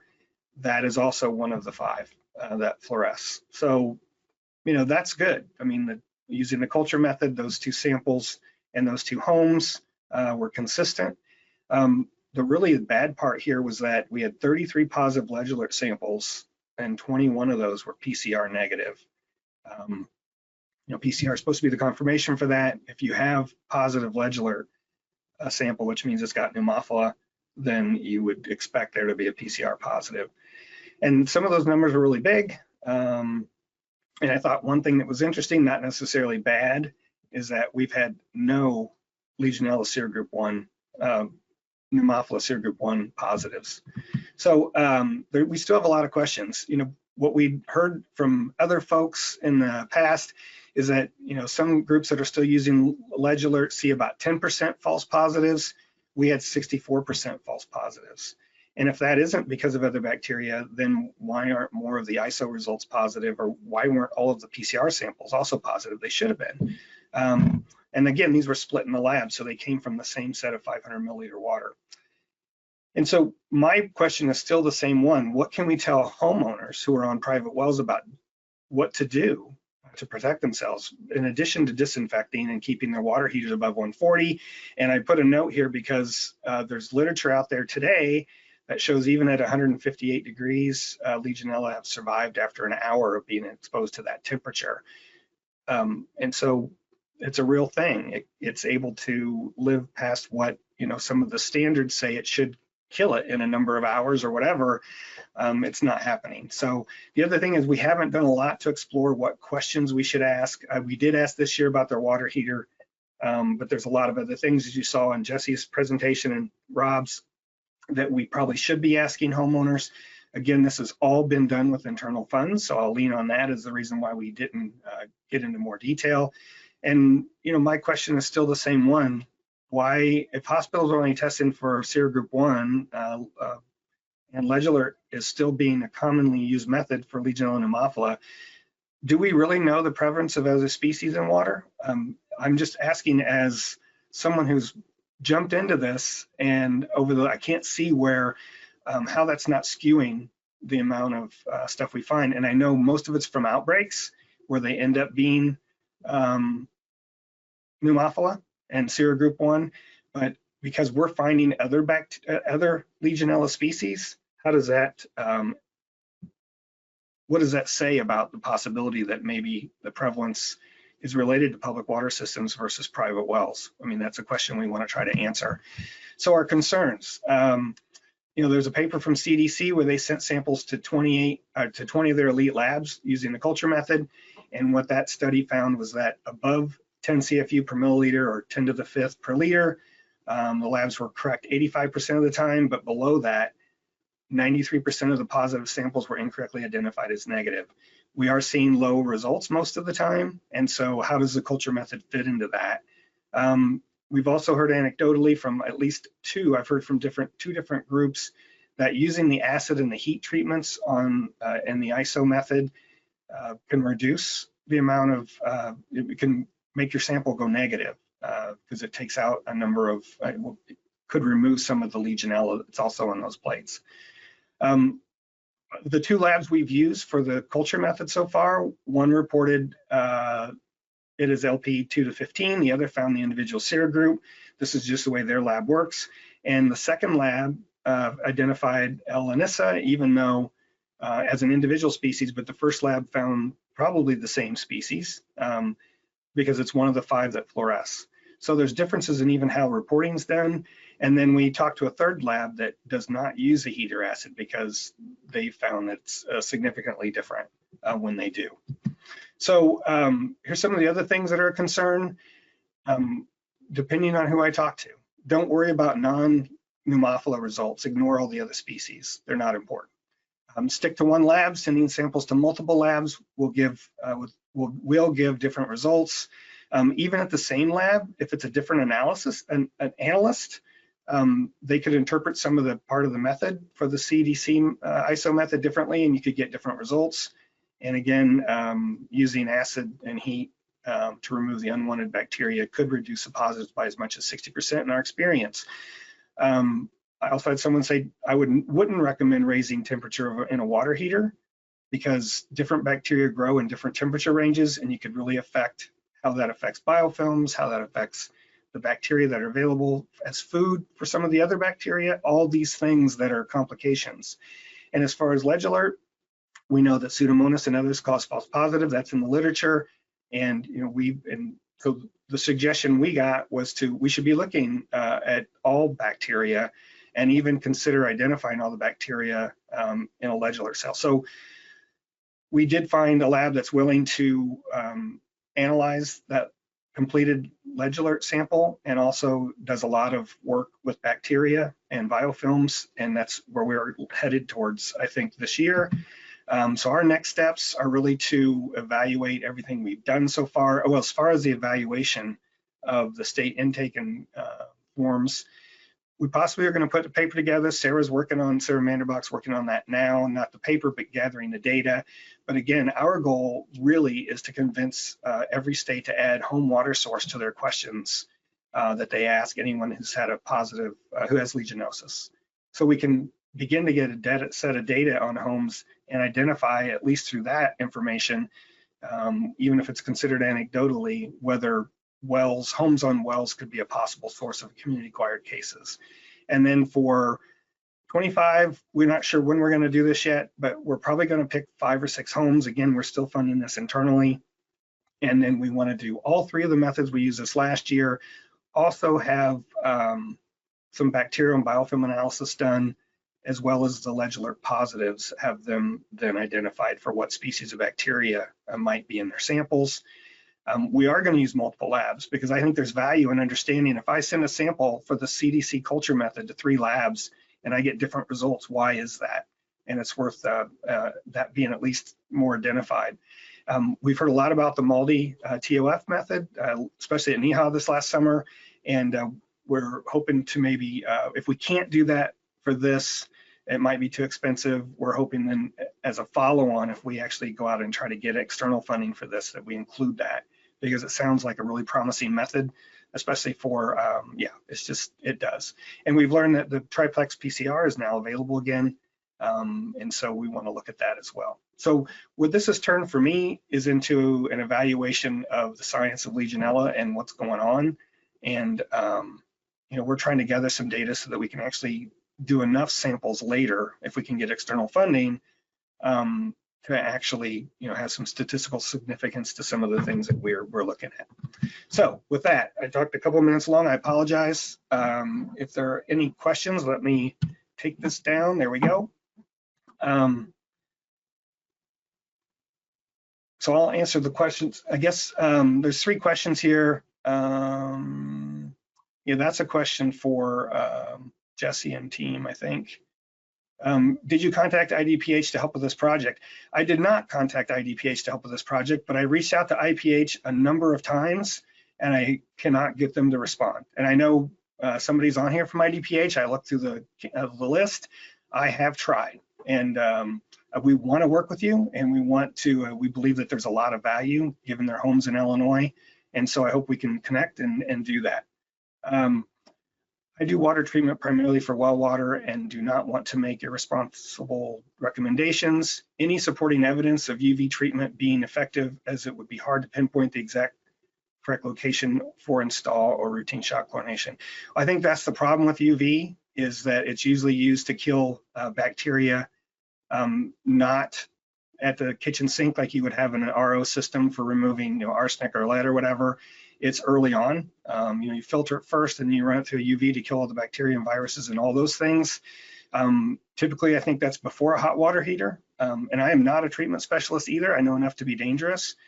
But we would recommend if there's any kind of issue, you not just shock chlorinate, it'll come back. Groundwater naturally has bacteria. It's biofilms build up in homes on private wells just because of that. And you'd really need to go to continuous chlorination. And actually the person who said not to change the temperature of the water heater said really continuous chlorination is the way to go. You just got to make sure it's high enough that it's going to make it through your home and actually continue to work. And the real problem is most homeowners on private wells, one of the biggest complaints we get is, well, city water has chlorine in it. I don't like that taste. And I think, we need to find a way around those things. So that's the questions that were asked of me. I think if everyone wants to turn on, I'm not sure how to do this. We have, those are my questions. Jesse got 11. I know Rob had 18 that came up then, but I'm hoping that, and then and New York got 13, and we answered 6 or 7. I don't know, you guys, how do you want to do this? Do you want to just go through them straight through? That's fine for us. Well, yeah, you're first. No, I'm just joking. Does that work Hey, for Steve. everybody? Yeah. Oh, also, I was going to say, don't forget, we have some poll questions as well. So. I decided we should, you probably saw the comment I made accidentally to the entire group. We've got 2 poll questions. So Katie's going to put them up. If you would, before we get started, could you answer those? And they're really just to help us understand, one, how you found out about this and who we have as an audience. They're pretty basic questions, and it really helps us to understand, and all the speakers today, who's on and all that stuff. So yeah, go ahead. Yep, so the first question is, how did you hear about the workshop? We'll give everybody a few moments to answer that question, and I will make sure to look at all the question box and get all those questions gathered, any additional questions that come in.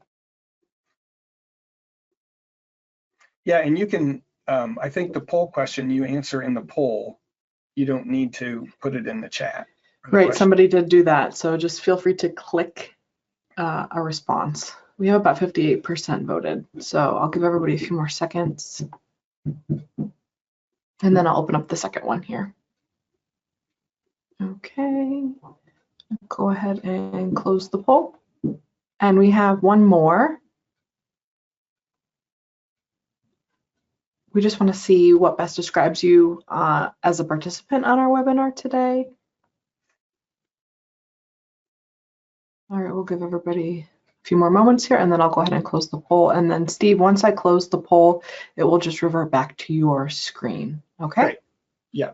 All right, And I'm going to so go ahead and close this. Jesse, I assume you're okay if we just go through the questions in order? I have to leave at 3:15. That's my only, otherwise I'm here. Okay, well, we should be done well before that, I think. Yeah. And if it starts to get close, we'll just skip down there. So, and I don't think it means that you need to. I mean, all of you are welcome to answer these questions. They're really for the 5 of you. So. All right, Steve, all of these polls are done, and as questions come in, I'll put them at the bottom of the list of questions. That'd be great. That'd be great. Okay, so since 2016, what impact have you seen that your regulations have had on Legionella incidents in cooling towers, and more importantly, incidents of disease in your state or various New York regions? Yeah, your cooling tower registry is awesome. Yeah, thanks for that. I think actually we've seen incidents increasing statewide. The issue is with cooling towers is that it's really hard to track those cases because usually it's just like I think Steve mentioned this like the sporadic cases that just happen, that it's really hard to isolate a source for those, where the cases in some area are too spread apart, either by space or by time, so they don't meet the definition of an outbreak. So unfortunately, yeah, it seems like incidence has gone up since 2016. We have seen recently, though, like nosocomial cases in healthcare facilities and such have been decreasing, so that's good. But we think it's like there's a population density thing, aging infrastructure, what else, and some climate impacts that have been causing these kind of like sporadic cases. Yeah. Okay. Should I just keep going Go through ahead. these questions? Yeah, sure. Go ahead. Is it the registry unique? Martin, do you know? I know the city has one. That's not that's still within the state, but the city and the state maintain like separate registries. I think outside of New York, So there's one in Texas in one major city, but the only reason it's there is to reduce water use. So they're not looking at or addressing the Legionella at all. They're trying to conserve water. And I know LA was trying to address that, but I don't think they've gotten very far with it yet. Yeah. And then for the next question, specific definition of healthcare facility. So it's defined in public health law in New York, Article 28, and the subpart 4-2 just references that definition. And those would cover hospitals, nursing homes, clinics. An example of what is not included would be assisted living, just because of the difference in care. Yeah. So water samples required by regulation in what locations? A regulation says a representative number of samples. Usually we want to see at least 10, but because of these healthcare facilities, the building size is so, variable. It's tough to like make a strict rule. I think we had like a rule of thumb that's one sample per, how many beds, Martin? Do you remember? Well, it depends on if there's more than 500 beds or not. Oh, So yeah, that's basically in our water management plans, we recommend there's at least 10 water samples per system, and that will include the hot water return and the hot water tank. And then we also recommend there being a one POE flush, point of entry flush, get the water off the street, and then, various points on the risers, distal points, areas where there's vulnerability, ice machines, all that stuff is something that a facility would consider when developing a sampling plan. Yeah. For the state having guidance for drafting quality sampling and management plans. So when we score those, we just want the facilities to have a good plan for them. They can do it usually through a vendor, or we have some guidance that we have a template, one that's just blank and one with instructions. It's a really good way to start if you don't have any clue. And when we score those, we're not trying to catch anybody up. We just want them to have a good document in place. And we get management plans that range from 2 pages to, I think one came in the other day, it was like 400 pages. Like, really, it's a document you should be able to look at and understand, in just a short amount of time. Someone that's not usually running the place, they can grab that management plan and get a good idea where to sample. I think that somewhere around 15 to 30 is most effective, but again, there's no limit. We have a template that's free for anyone to take. And for the environmental assessments, in New York, those environmental assessment forms are filled out by the facility themselves. And the questions are pretty specific. Like it asks, how many hot water tanks? What are the temperature set points for those? How many beds do you have? And like temperatures, like what's your like minimum hot temperature that you see, your maximum cold temperature, stuff like that. Those are pretty prescriptive of what information is required. So they don't usually vary in quality too much. For water quality data collection, we do all of our water WQPs on site. We use, for the most part, Hawk meters and probes, like I can't remember the HD series probes, and then the DR900 for residuals for chlorine and whatever disinfectant they're using. And then for ATP, we're using Hygienia, I think, is the brand of those. And then, was that it, Martin? Is that all we use? I think that is, right? For the most part, yeah. We get a pH probe, a conductivity probe, and sometimes we use a dissolved oxygen probe, but that one we're still just messing around with. And we'll look for, sometimes we look at turbidity, but mostly we'll look for those residuals specific to the system or secondary system in place. So enforcement for healthcare facilities, we actually have a lot more leeway for enforcement. It's a lot harder with the cooling towers. But so when they have a case or they have an exceedance, they go into enhanced surveillance where there's like notification for any doctors that are working there, and they have to take Legionella samples monthly. And then we actually have guidelines for instituting water restrictions where they have to either like put on point of use filters on any tap that is providing drinking water to patients, and or sometimes they just shut those off and provide bottled water to everyone. It's pretty disruptive to the facility. But if they have an uncontrolled Legionella problem in the water system, that's what you have to do. And we have actually had facilities completely stop intake of new patients while they dealt with the Legionella. And shut down cooling towers until they got them back under control. Yeah. We do not want to do that. And most people work with us. Yeah. We really want to work together to get them into a better spot. Mm-hmm. Very rare that there's an issue. We have had in the past facility or like people above us have wanted to like completely shut down the facility, and we walked it back just to blocking new patients in water restrictions. We thought that was sufficient, but we have the ability to do that. And just real quick too, in regards to the enforcement of cooling towers that don't comply, a lot of that enforcement falls to the local health departments, and so depending on the county, they'll have their own sets of enforcement and system of fines if they so choose to do that in regards to the enforcement.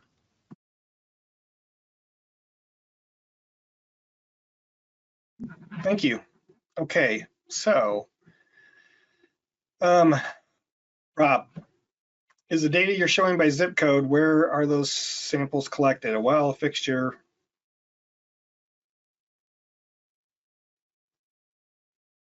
You're muted.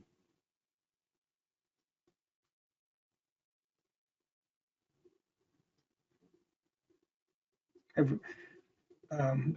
show Rob on the call.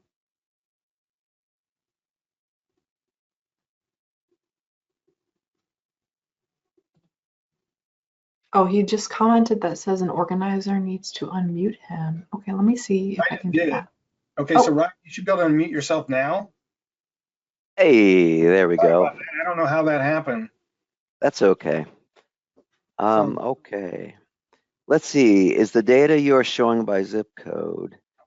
Where were those samples collected? Yeah, great question. So in residential settings, we try and collect at showers, the kitchen sink. Those are typically the most used fixtures.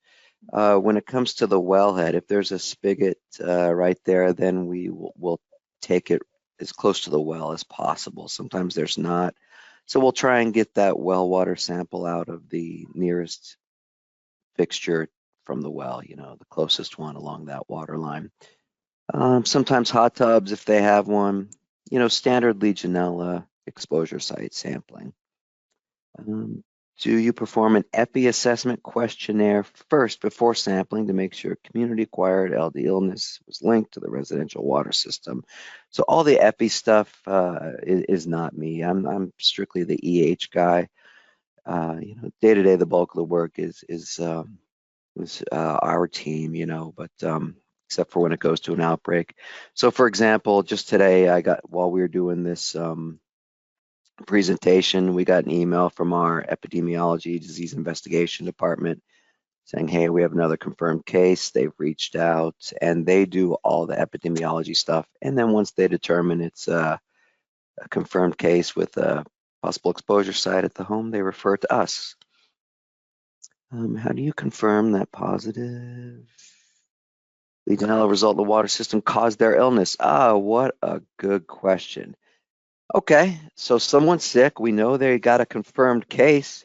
We go out to the house or the hotel or the hospital and we take water samples and we get Legionella.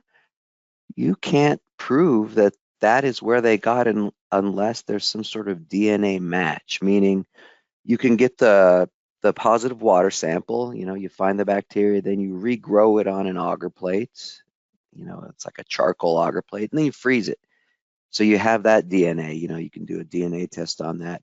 And then if the patient was diagnosed via a sputum culture, then they can get the DNA from the actual bacteria that was in the patient. So now you have DNA of the bacteria from the patient and DNA from the bacteria of the residence or the location you sampled. And if they match, you can say, boom, it's the same. You got the bacteria from this location. But most of our cases are diagnosed with urine antigens, which only test for serogroup 1, and there's no DNA involved. It's just, I've never seen the test, but you need a sputum culture swab from the patient to get that genetic match. Testing for available home water treatment for removal of bacteria as preventive measure for well water. I'm a fan of any sort of water treatments.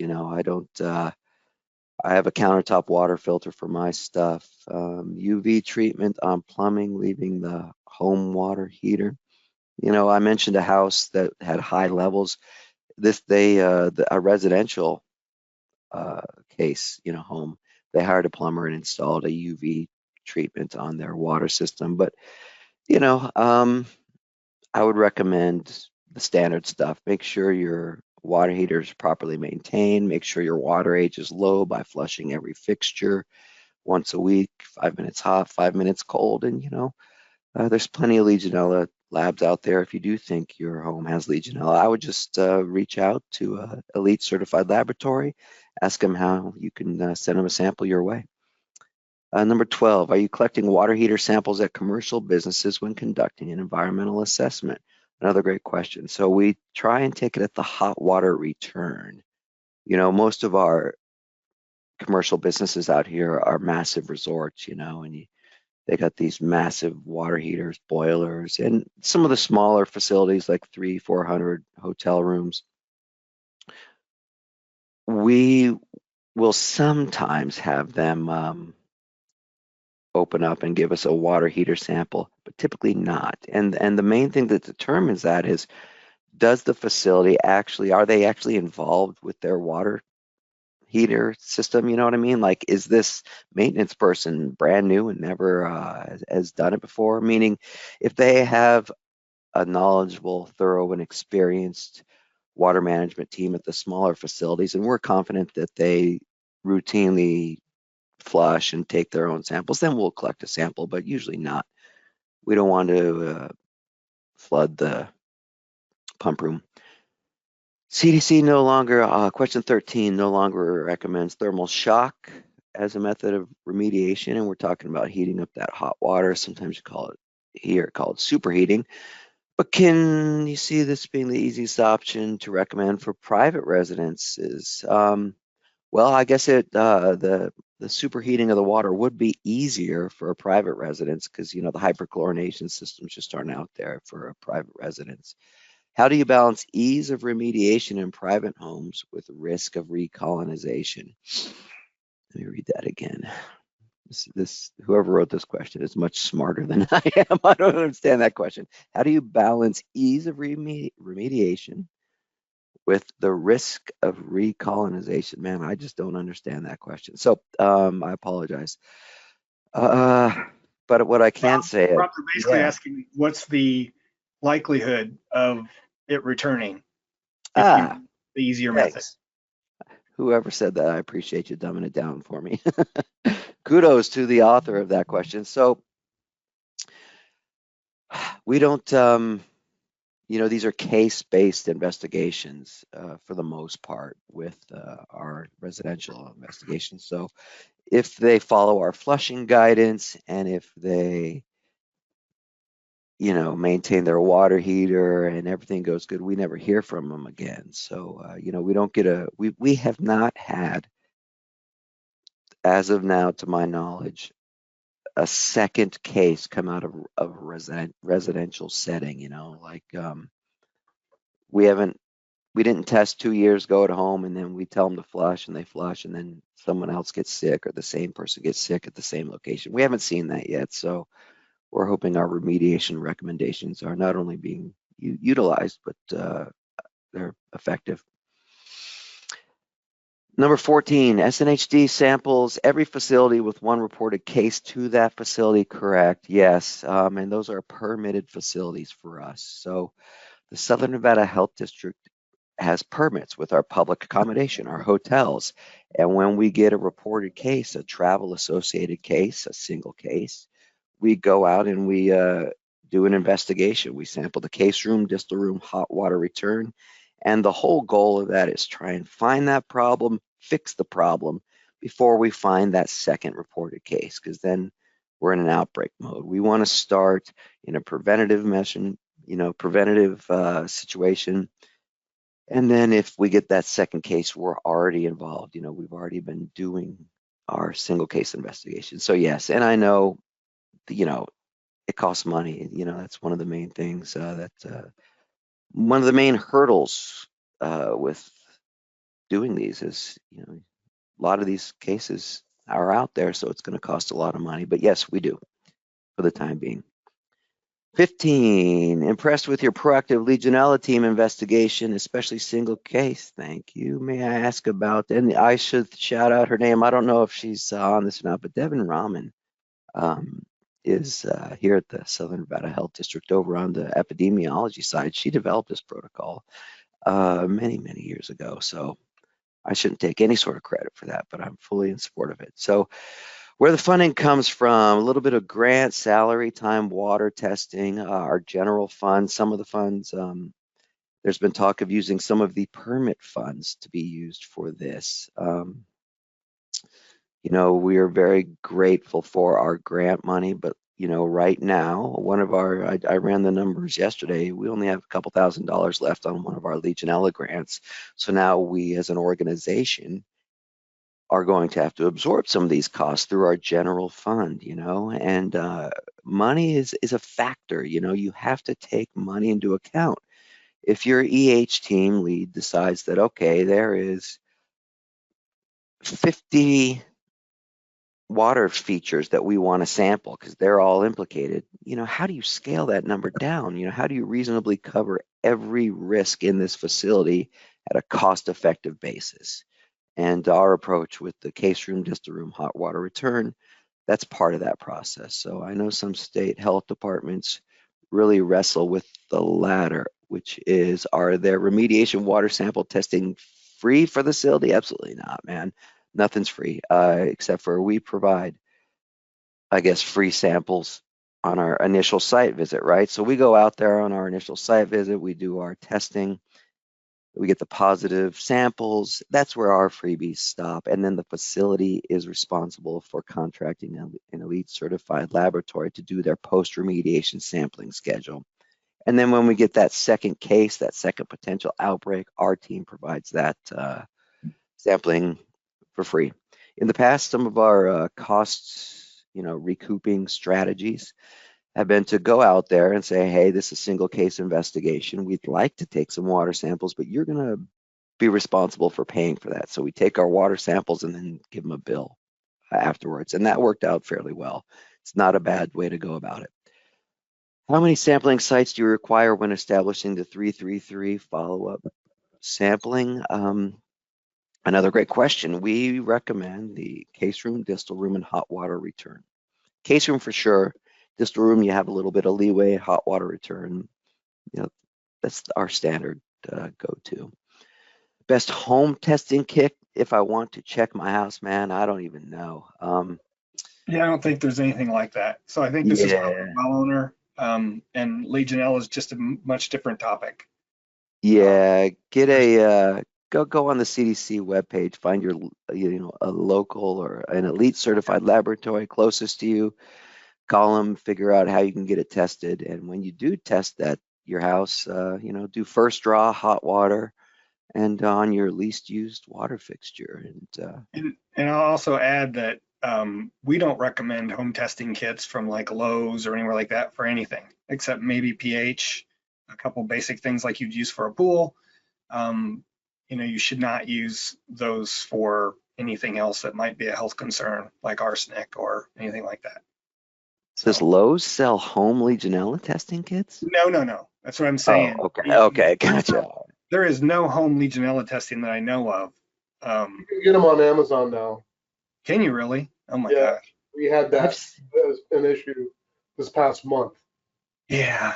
Well, we tell homeowners on wells that they should not use any of those kits, that they need to understand that it's worth protecting their public health to have it done by a certified lab, whether it's bacteria or metals or inorganics or whatever it might be. So anyway. Yeah, that's a good, and years ago, it was 2017, we put on like a national conference and had a bunch of guest speakers and whatnot. And one of the vendors that attended had some sort of like home swabbing test kits. I can't think of the name of it. I wouldn't plug them even if I knew, not that they're bad or good, but I got a bunch of those samples he sent me over the years. And if my counterparts were here in the room with me, they're the brains in the operation, they would be able to tell you the name. But yeah, just elite certified lab is who I would go with. Next question is, misters and air fresheners in homes, businesses offers a moist environment at the correct temperature. Could Legionella establish itself in misting systems and water features and all that stuff? Absolutely. Yeah, it's a huge problem, right? They're often poorly maintained because no one thinks about them except for like the guy that fills it up, and they sit out there in the heat, in the sun, and they just cook Legionella, especially over the winter months. And then boom, you turn them on and you're just blasting your self with Legionella. So yes, it's a very common exposure site. And here in Las Vegas, you won't see a lot of misters out here anymore, specifically because of Legionella. Over the years, these facilities are like, I'm tired of dealing with it. We're just going to not use them. Yeah. All right. So I think that's my questions, and I appreciate you all listening to me. And thanks. So Katie's been putting all the questions we get that are new at the very bottom. And so there'll be questions for all of you, I think. But let's get through Jesse's here. Sure. You want me to read these, or are you going to read them? I can read them if you want. So, try to understand how, go ahead. What's that? You said you were going to read it? Yeah. Is that all right? Yeah. All right. Trying to understand how to properly sample. Aren't you flushing while waiting for the hot water? Yet want first draw? Right. Like that's considered. So we would do the first draw and then flush. Yeah. Yeah. How often should water be flushed? Well, it depends on the setting. So in your home, I think it's important to consider your own setup in the home. And this was some of the questions we asked, like how many people live here? How often do you use the shower? Just trying to consider, like, is the water in your home moving around? And so like we talked to some people, they're older, they might be immunocompromised, and they're really focused on water conservation, keeping their water bill low. Like they're going to increase the chance of Legionella growing because they're not moving water throughout their system. But I don't know, I think it's something that would make sense to you as a homeowner, thinking, is water moving through these outlets on a regular basis? But I can't give you like a specific time frame, unless any of you guys have anything to weigh in on. Well, I had someone else tell me that its water conservation has caused part of the increase in Legionella, just because the velocity of the pipes isn't enough to actually do what it needs to do. What's interesting is I think it can really happen on a larger scale too. Like you'll hear about like some, let's say it's a 55 and up community. There's actually this one town, they the water, they really raised the cost of the water because of some new water treatment installation on the public water system. And all the elderly people are like not, so it's like everyone's being impacted in the whole community because generally it's just like under flushed area of the system. Anyway, I digress, sorry. No, it's all good. And I think you just answered question 6. The initial draw is actually the first water to come out of the tap. So, yeah. So COVID had no impact to your sample collection timeframe? No, we stuck to the time frame. It certainly had an impact. We definitely like adjusted and set new goals and stuff. And there was a pause, and then it was like trying to get people comfortable having someone come into their home. So it wasn't certainly at the peak, but like once things we did, and he would go in with a mask, and people would stay in another room while he sampled. We sort of communicated that to the homeowners to reassure them. Well, there's a will, there's a way. Did water system A have issues with TTHMs? You know, this water system has just a lot of issues generally. I'm sure they've had TTHM issues in the past. Actually, I know that's true. They do have issues with that. And they frequently talk about the balancing act that they have to play with maintaining a higher residual in the system and then violating for DBPs. So actually, for these disinfection byproducts. So yeah, that was definitely considered. How many homes on private wells were included in your study? And was it enough to be statistically different from public water households? You know, I did ask the same question, so I think that's a great question, but we had 17 homes on private well water. And it wasn't really enough to compare. Actually, yeah, there was no statistical difference, which was surprising to me. Yeah, I thought you might have mentioned that. Will reverse osmosis unit for drinking water get rid of bacteria? And will UV also kill bacteria? No, not the Legionella, as far as I know.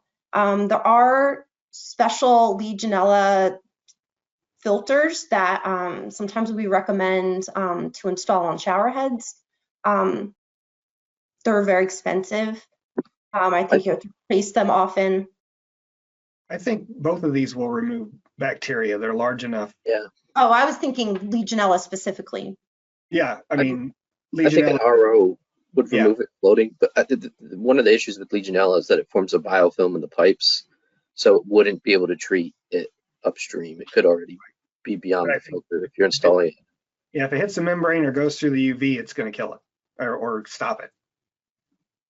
Because yeah, they're very UV or RO is a very small membrane, so it gets most things out, including any bacteria, as far as I know. So, what should the hot water heater be set to be protective? Right now we recommend 120 degrees. It's not, I think one of the other presenters mentioned this, like, yeah, like they could live at a very high temperature. So 120 is certainly not gonna like kill them all off or anything, but we do think that would offer some level of control and avoid issues with things like scalding. And what we've learned is that, New Jersey, don't you have a law that requires for like a nursing home, it can't be over 120? I believe I read that. Yeah, I'm not sure, but I remember hearing that, yeah. Yeah, so what we tell folks to do is put your water heater up as high as you can and then get a thermostatic mixing valve so that the water coming out of the hot water heater is then mixed back down to 120 or below. Actually, that's what our recommendations are as well. So we say 120 generally, but if you can install thermostatic mixing valve, 140 would be ideal. Yeah. Okay, I think these are my questions. Additional questions. Question for Nevada or New York. During the presentation, it was stated that cooling towers are not typically sampled because the cases are not typically close to the cooling towers. However, studies have shown that Legionella can be transported in cooling tower aerosols over 3 kilometers, and that was mentioned, I believe, by New York. 2 kilometers, I think, or 2 miles. I do believe that the cases investigated are not within the proximity of cooling towers. We do. I have to. We do investigate cooling towers, and we have enough cases to meet the definition of an outbreak in New York. and I let me hold on. I believe Nevada said those towers are typically not. Yeah, they're talking about us. So Ah. oftentimes out here, we have to deal with, gets back to the financial thing. It's with the runoff and things like, or the misting off these cooling towers. It's so hot out here that we try not to sample it unless we can tell that the general public at that facility is walking fairly close to them. Maybe down the road we can start taking some more cooling tower samples, but typically when we do sample them, we haven't had positive results out of our cooling towers out here.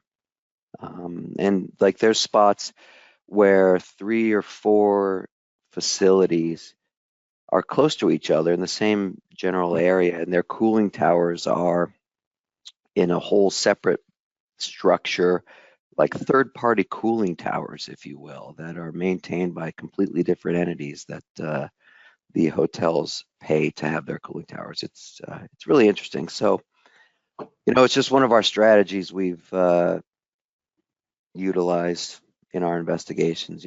There's quite a bit of investigations that costs a lot of money, but it's good to know. I mean, maybe we can reevaluate our cooling tower protocol down the road. We're always looking for ways to improve not only our the efficiency of our investigations, but are we actually looking in the proper places? So good question. So And I just want to say real quick for New York, when we're investing in cooling towers, we look at towers within 2.5 miles of the cases, which is like 4 kilometers. So that's our protocol. And if we were to do something like that for our investigations, we would have so many different facilities.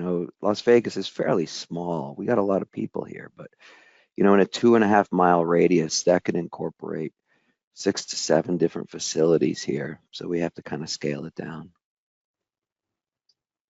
And Rob, you mentioned your investigation protocol a couple times. Is that something that the South Nevada Health District would share? Oh, absolutely. Yeah. Feel free to, if my email's here, Yeah. Where's the chat? I'll put my email in the chat here, and we'll see if anyone has any questions or wants to see our protocol. We'd be happy to share it. And if you could share that with us as well, we'll, yeah, that'd be great. Is there a method for some of the public to voluntarily pay for their home to be included in a study in Illinois?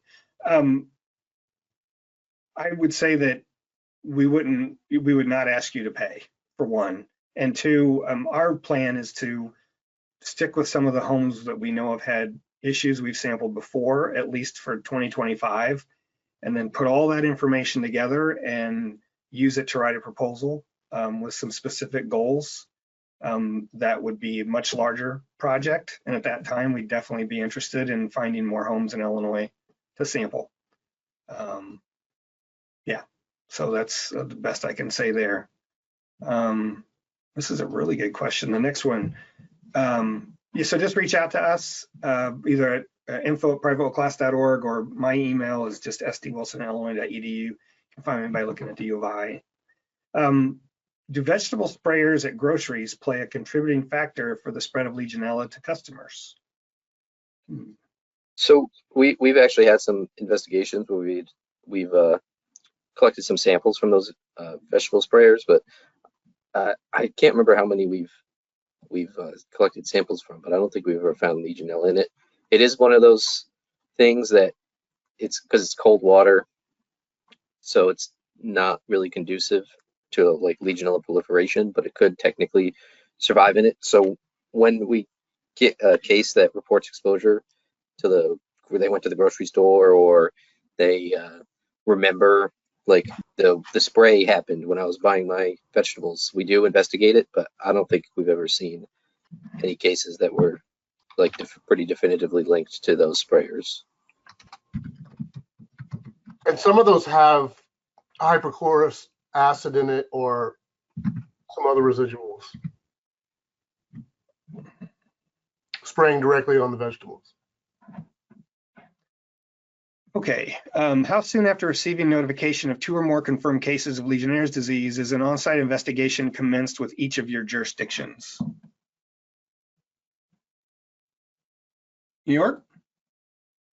I mean, when we get the notification from our EPI folks, we start an email chain with the region for almost the same day, for sure. There is some like time lag because then the county gets involved too, and everyone's got to get on the same page, and we have to identify. And the problem is too, once you get the cases, you still have to wait for the interviews to be done, the case interviews, so you know what exposures they had, where they went.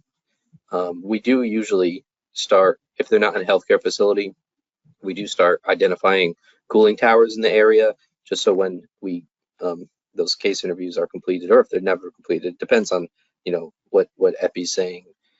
We do pass just a list of towers over to the region, so we can just get an eye on those and start getting contact information together, and figuring out how we're going to get on site for some of these towers. So it happens pretty fast. Okay. And for Southern Nevada Health District, because we do the single case investigations, we've already got our communications dialed in. So almost immediately, and the second outbreak case investigation is going to take priority over anything else we're doing at that point. So right away, and I should specify that is for hotel investigations only, meaning we do not permit medical facilities, but that's how we handle it for hotels.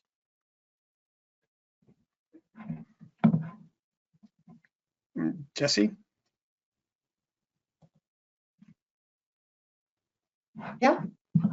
Do you want to comment on number 5?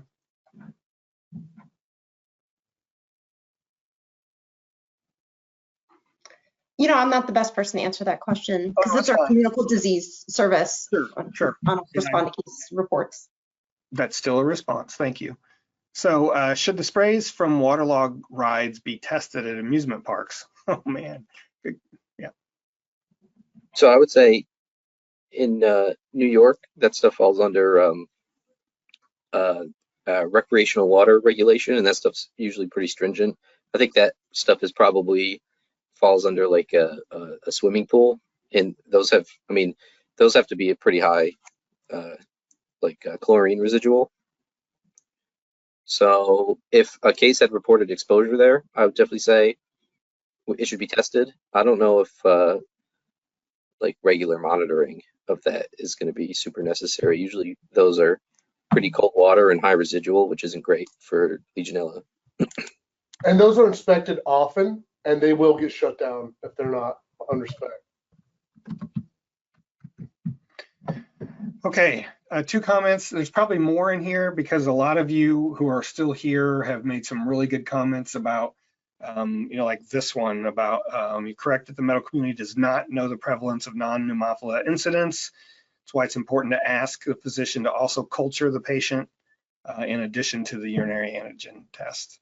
So, and then someone else who knows a lot more about RO than I do said we do not recommend RO for microbial control because bacteria can cause RO membranes. It's not listed that way in most of the information. Like if you're interested in home water treatment, the Minnesota Department of Health has a document called Home Water Treatment.